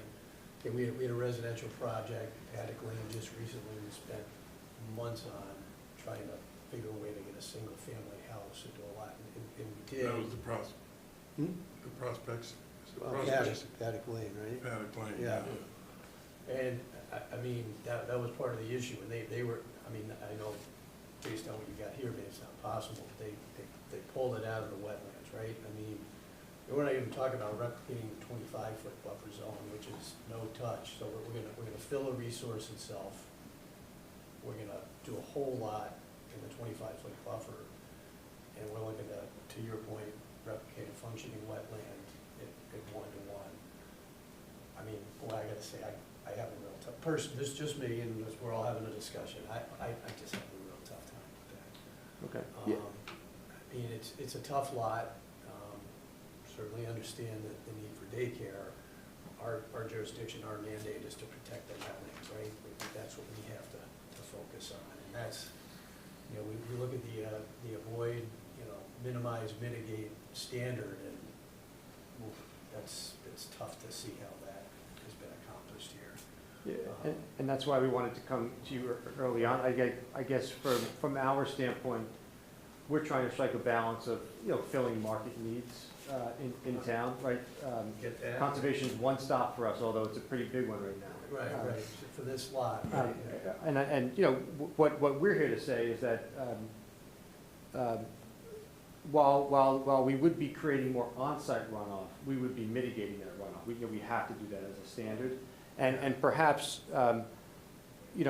because this wetland's at the top of the hill, you know, we'd like to think that perhaps maybe we can, working with the commission, maybe we can make a more valuable wetland on the right-hand side of the site. And that's got potential, though I'd say that, I mean, there's negative environmental impacts for disturbing existing wetlands, right? They're carbon sinks, right? That takes a long time for that to occur, and once you disturb that, all that carbon's released, right? Those are some of the reasons we protect it. So I get your point, but it just gets tough to Matthew's point, which is where my head was at. Just, I mean, I really can't think of many times where we've you know, completely hit a resource itself, much less the buffer zone. That's just me, right? So, I mean, we're all up for opinions here. Oh, is that? No, that's not Nicole. I think that's Nicole. Nicole, do you have another comment? Or is your hand just? Well, it goes back to the comment about the runoff. So if you could just explain, so you want to take the runoff and you want to basically, you're going to treat the water and then you're going to infiltrate it into the groundwater? Exactly.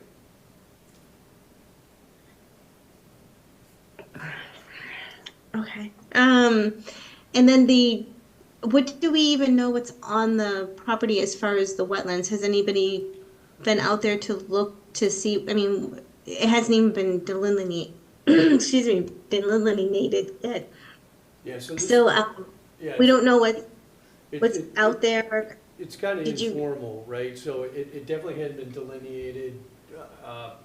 Unfortunately, we just had this conversation a second ago. GIS doesn't show anything, but GIS is directional, right? So, you know, their question is, you know, in order to get something delineated, they need to spend some money, they need to, you know, they end up wanting to file an NOI. The question today is that even worth their while, right?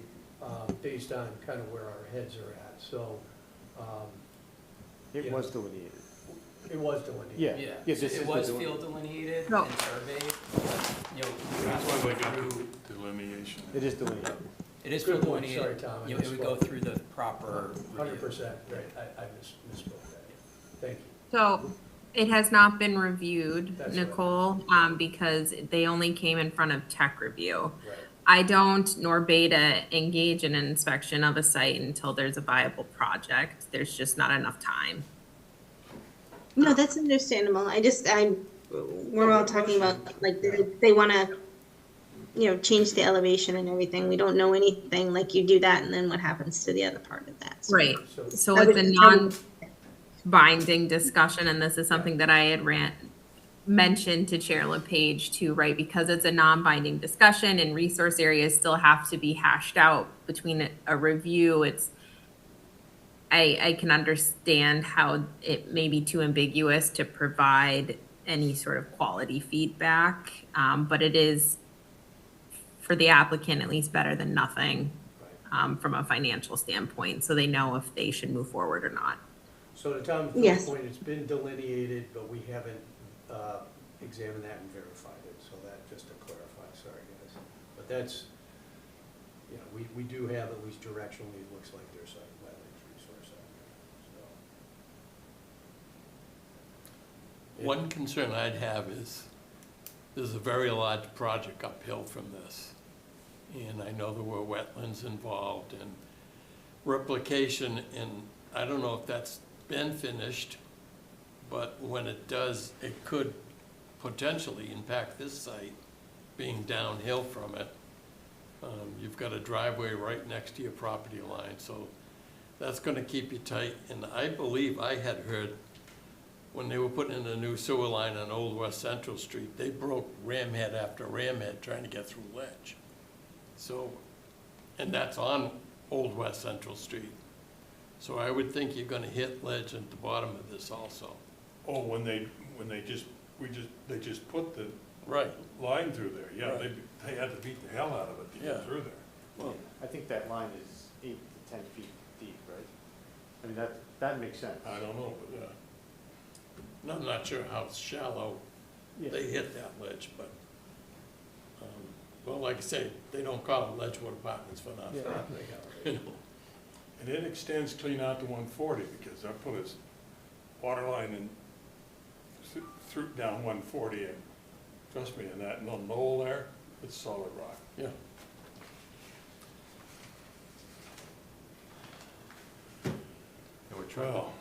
we're trying to balance, you know, economic growth, you know, a use that is, you know, the tech review folks, you know, said was a high need use in town. Commercial tax base, jobs, you know, all the economic benefits of a project like this. We understand that the Franklin wetlands bylaws are pretty rigorous.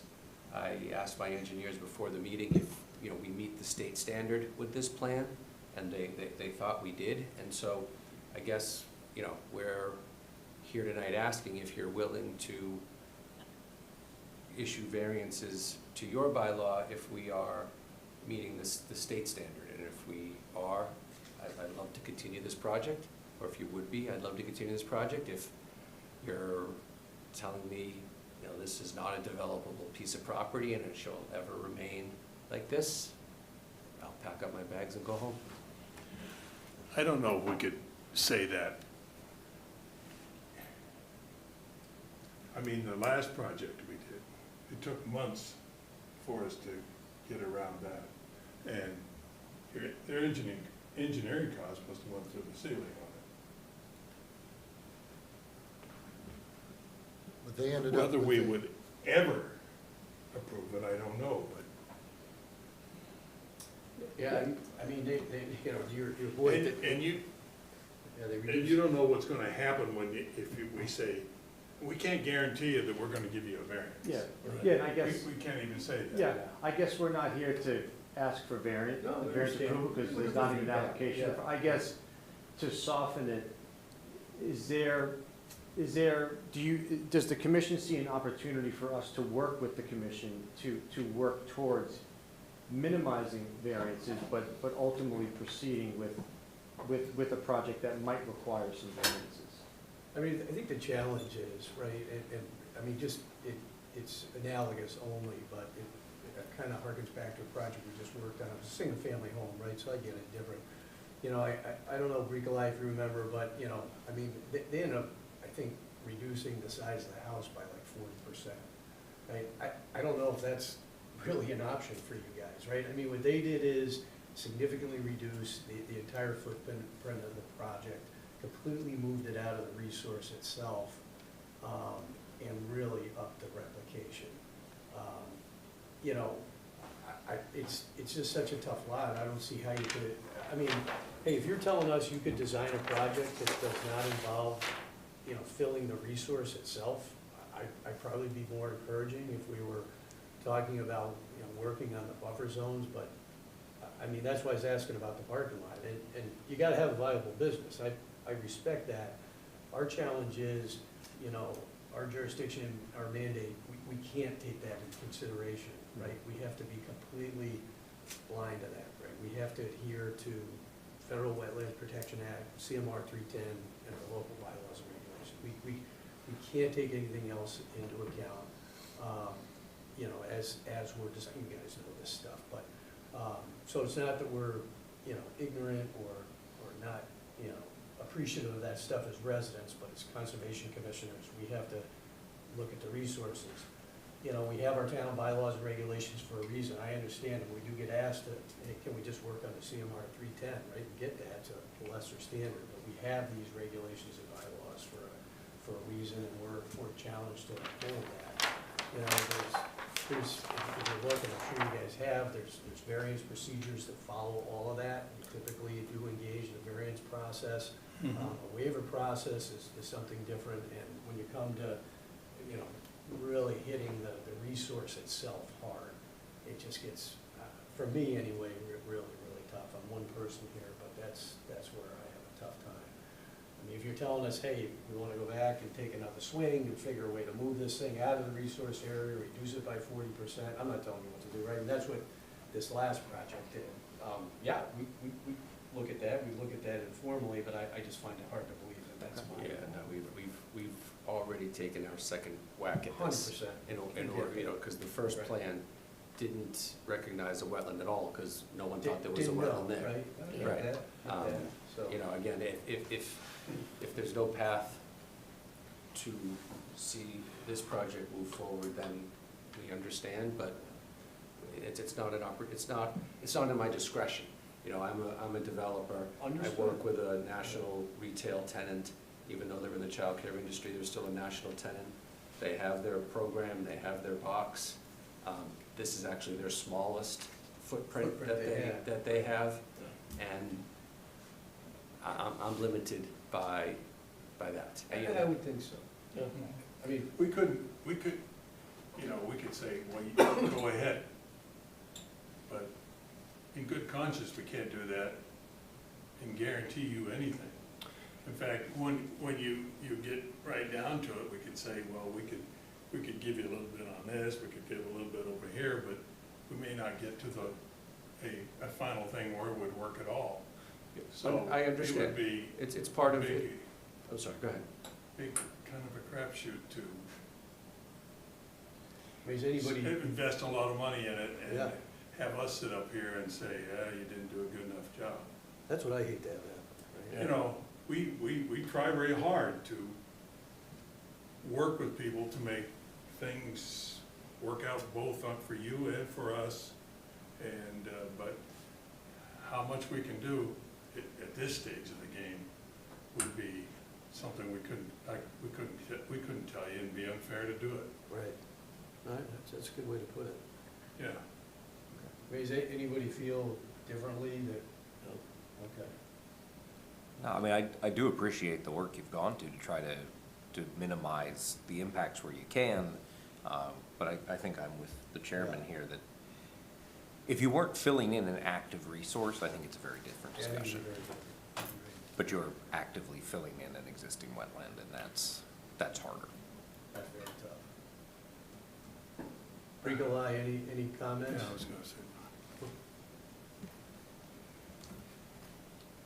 None for me. This Okay. was purely for you to discuss. Yep. with Thank them. you. Nicole, do you feel differently or have any last thoughts? As it stands, I would be against it, but I am always somebody who wants evidence and data. I'm a big data-driven person. Since we don't have anything, there's not really much we can work on. But as it stands, the project does not look like it would be viable and beneficial to the area. Okay. So I have a crazy thought. So what if you built something on stilts that didn't actually touch the wetland but was over it? Oh, you mean let it run underneath it? Yeah. I was just looking at some houses that You- did that. Yeah, like, they've got stores over I-90, and hotels. Start marking on the map. Anyway. Regal Eye, you got. Do you want a legitimate answer to that? I Or are you do. just, I do, because how would the plants grow? they wouldn't get sun. Now you have shading, and that's gonna change the biochemistry of that wetland. Okay, thank you. Yep, yep. Is there an opportunity for any offsite mitigation that we could contemplate in order to help us get to where we're trying to go? What I say to that is, if you've got an idea, I mean, we're always open to discussion, right? You can come back and we can have another, at the end of the meeting, we're always open to talk, right? And interested in ideas. So if you got something. Yeah, if you got a good idea, we'll listen to it. Yeah, it doesn't cost you anything but time to come and lay it out to us. I would say filling an IVW is a real tough one for us, but, maybe there's something we haven't thought of that you could present. We're never against listening. We'll always do that, I will say that. I'm trying to be straight with you, right? No, I appreciate it. I know it's not the, happy answer, but, you guys are looking for feedback, we'll give it to you. But you had, I just keep coming back to the Paddock Lane. I mean, my goodness, we must have had 15 different gyrations of this thing, and we did finally get it done. This is a very different It situation. was a different proposal, but Yeah, it was painful. Yeah, It was yeah. very painful. But we'll always listen, so it's up to you. We're happy to give you the time. You can go back further up the hill, maybe. What's that? But you His don't own that engineer property. must have cost more than the house. Oh, Yeah, I was But they did get it done. I was gonna, Yeah, it was a good- I thought about It was that, Roger. basically outside of the wetlands. 100%, so, Thank you. yeah, so, appreciate you coming in to I talk know to us. you didn't want to hear that, but Yeah. we couldn't tell you Rather anything be straight. different. Thanks, guys. Thank you very Thank much. Okay. All right, actually, Matthew, you want to see if Louis Oh, yeah. lingering in the hall and give him the shepherd's crook back in?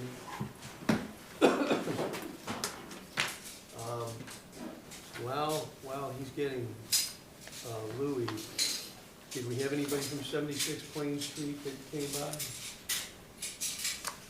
Nobody there, nobody there, just us, okay.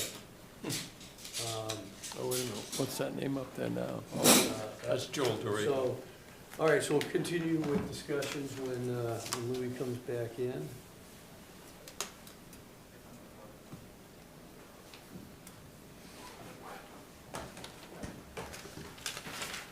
All right. So interim agent services, that sounds like a Greek Alive topic. Does. I'm just asking the commission to retroactively approve an expenditure for interim agent services that Chair LePage Oh, that's right. gave his blessing to. This is us paying Beta to help us out with Rico I was out, right? So She was out? seems like she was never gone, but, so we're catching up on some accounting, so. It was for $3,187.85. So it's actually already been processed. The commission just needs to ratify the decision to increase the purchase order by that amount from the Wetlands Fund. So all in favor? Aye. Aye. Any dissents? Nicole, you good? Aye? Yes, I. All right, Oh, thank you. thank you. All right. Government emails, those would be our town emails, which is, I think, a good idea. Yes. So, So with that, I believe at the last meeting, it was announced to you all that you would be getting .gov emails. Yep. Based on the latest records request. I don't know if you know this, but, money is tight for the town. So trying to figure out how to pay for these .gov emails for 7 additional people, which you wouldn't think emails are a cost, but they are, because due to the Freedom of Information Act, we have to keep emails for 5 years after they are archived. So for all 7 of you, or if one of you were to leave, or all 7 of you were to leave, then that would be an additional 7. So that could be up to 14 emails for the next 5 years. It could be 21 emails for the next 5 years. You see where I'm going? Yeah, you're telling us that if we get a government email, we can never leave. Please do not. You guys are very stable and very strong, and I'm very much enjoying listening to you. You can never leave. No, I'm just joking. Yeah. Goes both ways, Drake. Well, that's a good point, Roger. I don't have to talk as much. This is awesome. This is, you guys, seriously, I'm so proud.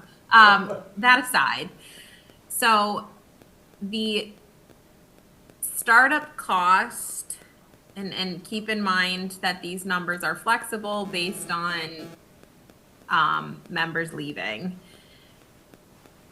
You know what, I'm just gonna share my screen. I think that'll be easier than me reading this. Okay. So for 7 members, the current cost is $160 per year, which is $1,134. The future cost is $298 after 2027. I don't know if that's inflation or what have you. So that total would actually be $2,086 per year. But then, oh, I'm sorry, it's archived for 7 years, not 5. So that's at $170 per user. So that would be $8,330 once someone starts leaving, or if all 7 of you start leaving. So the minimum costs for your 7 accounts would be 10 grand. But keep in mind that the initial amount, so long as you got for the next year or 2, so long as you all stay on, would be $1,134. So because money is tight for the town, I pitched it to Jamie and our IT director, Tim Raposa, and I asked, I suggested, I should say, the wetlands fund. So your wetlands fund, if you remember, that is not part of the general fund for the town. Under Mass General Law, any environmental permit fees, things like that, has to go into a completely separate account to be used solely for environmental projects or environmental administration. So, for example, offsetting a conservation agent, an admin, paying for grants like grant matching, things like that, turtle habitat. That is what your fund can only be used for. It's not necessarily a slush fund. But your government emails would fall under that parameter. So I am here to ask the commission if they would vote on that expenditure. I realize it's not a concrete number, unfortunately. Last I checked, I believe there was 400,000 in the account. I'm still working with Evan, the deputy CFO, or deputy finance director, finance officer. I guess I don't know what a deputy to a CFO would be.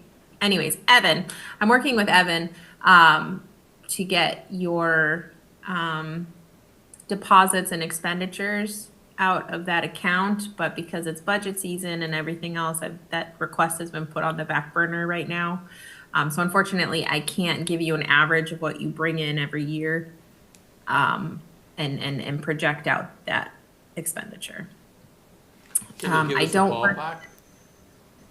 No, okay. I don't know. Okay. So if you think, I was gonna say. Don't mind me interjecting, just real quick. I think last time we looked, which was, or last time we had a number, which was maybe not quite 2 years ago, it was like 300 grand.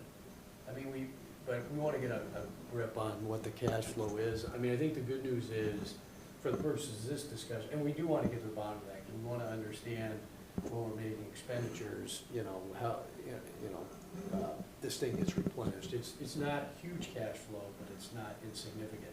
I think that number that number in itself is a very large number. I think that's been built up over a very long period of time. I don't know that, and we'll find out. I would say, for the purpose of this, we're pretty safe ground. I think if we could, my personal opinion, anything we can do to help the town out financially. You know, we're very limited as what we can do with these funds. This is a pretty decent expenditure that we're able to contribute and does fall under this fund. And it just seems to check a lot of smart boxes here. Do we get points for doing that with the town? Yeah, Get a gold star. I think anytime you can help the town out financially, that'd be a yes, right? I mean, it's just good citizenship, so yeah, I'd say yeah. You do? Yeah, Okay. I think so. Bricolage. Roger and I are a little more pessimistic about it, but that's all right. I feel better about Yes. myself. Okay. A question that around maybe ways to reduce the total expenditures. I totally understand the need to have these accounts. If I were guessing, I would guess that it is the chairman and the vice chairman who have the vast majority of email traffic that we actually need to archive. Is there an argument for perhaps only the chair and the vice chair having .gov accounts? So Especially- I've asked that, and I might botch the response, but the problem comes into now if if residents are directing the commission as a whole or trying to get to, for example, you, but then they email the chair. Tim had some very lengthy explanation for me, but he said no. Short answer. Everybody is going to get an email. We gotta know. Good Fair question, no, I didn't think of that, so yeah, legit. I did ask that, or I asked for a general conservation.gov, like concom@franklinma.gov, and he said it from a public records perspective, it gets too difficult trying to separate who's talking with who. So I'm assuming the town's requiring us to have this.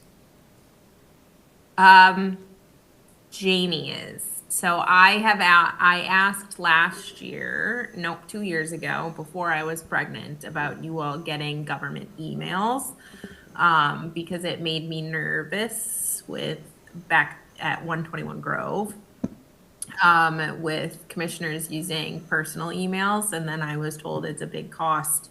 But the latest public records request, Jamie is saying you all need them.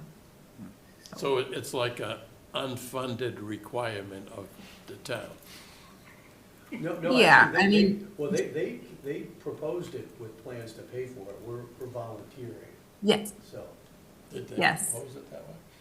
They proposed it, they were saying, you guys are gonna get them, and we're providing them. And our response was, look, we have the wherewithal to fund it ourselves, contingent on this discussion tonight.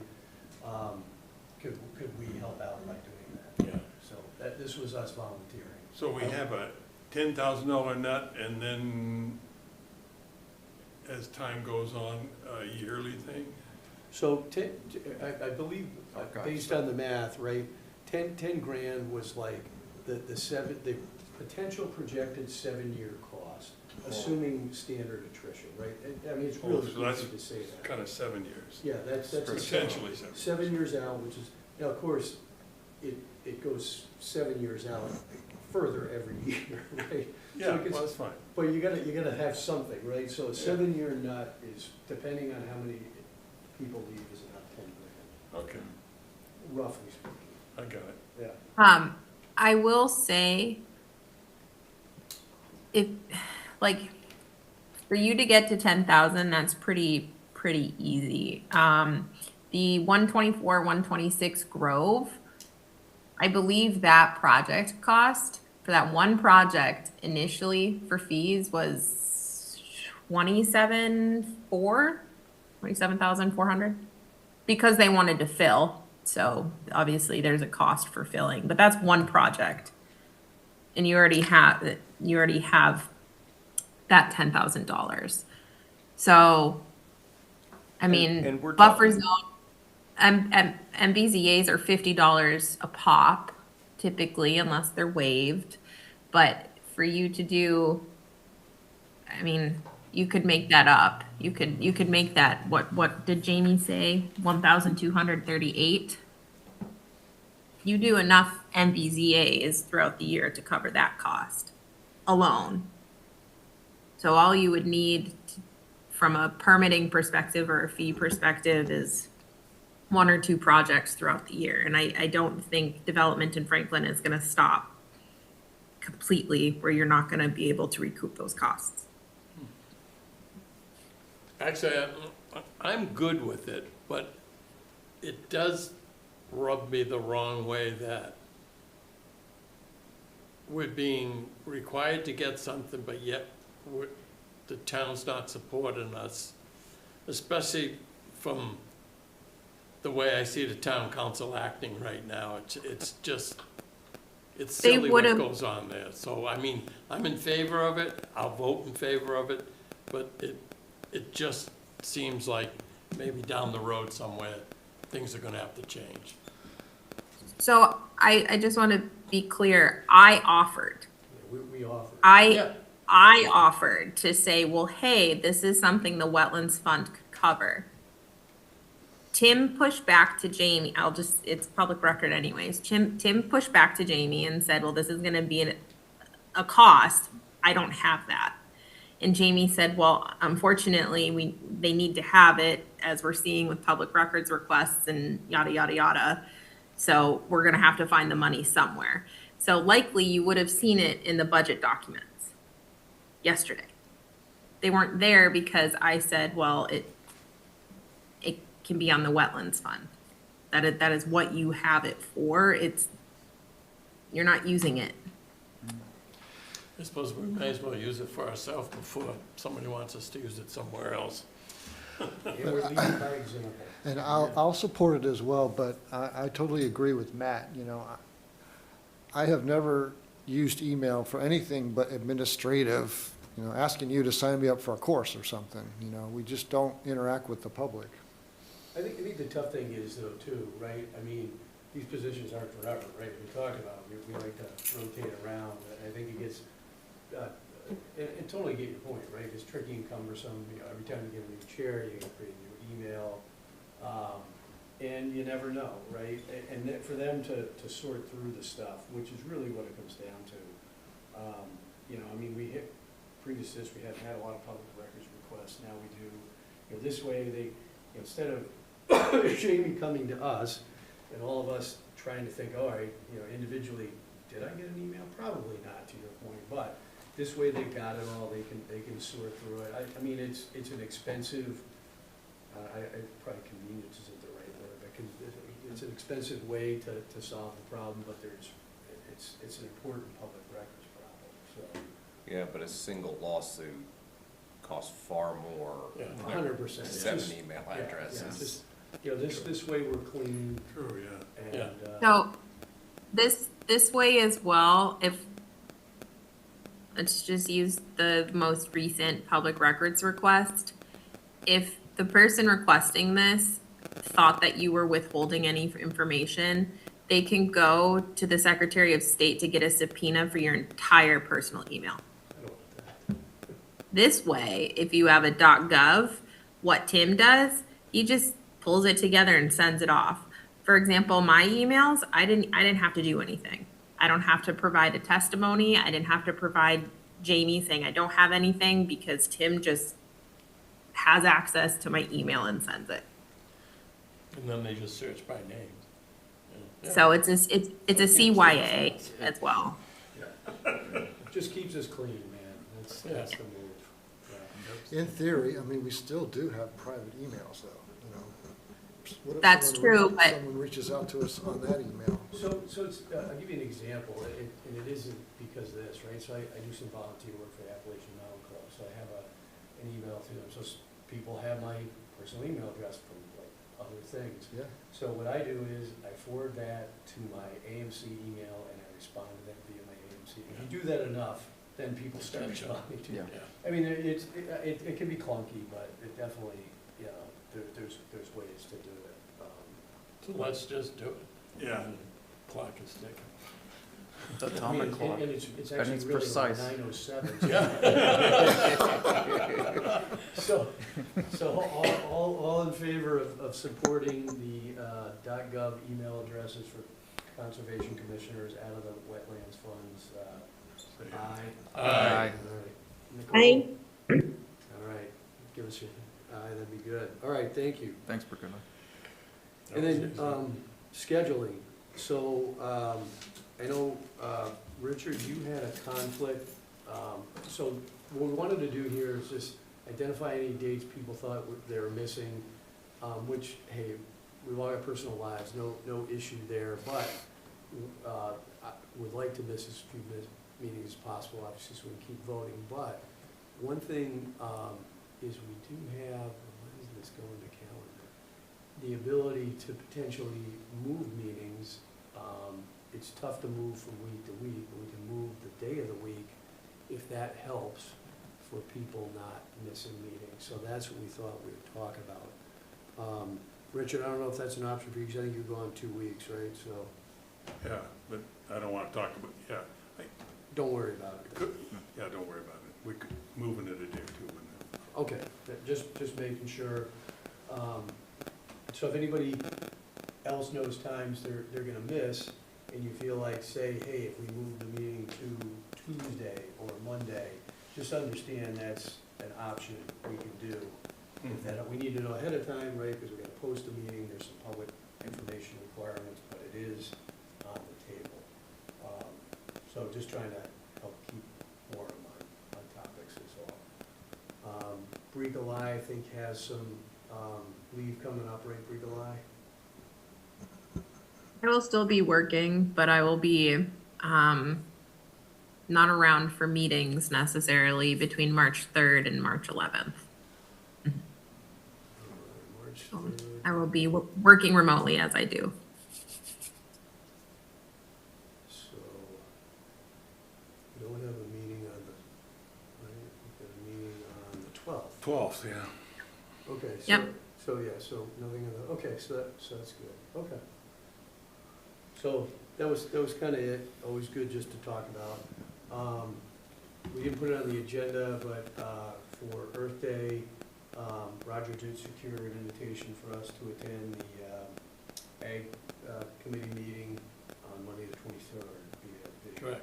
Yep, so we'll chat with them and come back with more, so thank you, Roger, that was an action item, and that'll be interesting to talk with those folks. I think that's it. All right, anybody else? Bricolai, good? I'm good. All right, I can't remember who's up, but Michael, you're right here, you wanna give us a motion to close unless you have a comment? I have a question. I guess MAC is having their annual conference on February 28th. Are you still able to register us for that, Bricolai? Is there a last day you need it?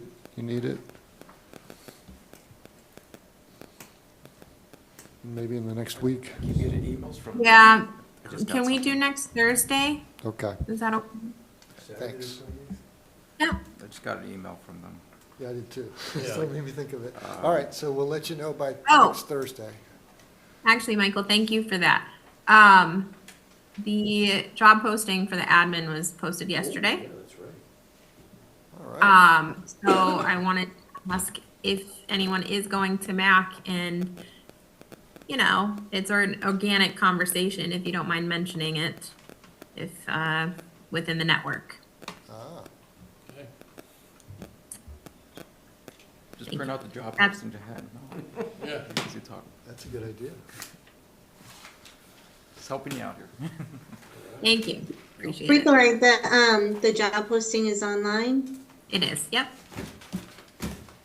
I was thinking maybe I could bring it into school. Maybe I can post it for the environmental science department or something. Sure, that sounds good. The hours are during the workday, though. Yeah, Okay. I'll see what that, I mean, just post it for them, the Yeah. students, that works for Yeah, that sounds them. good. Thank you, Nicole.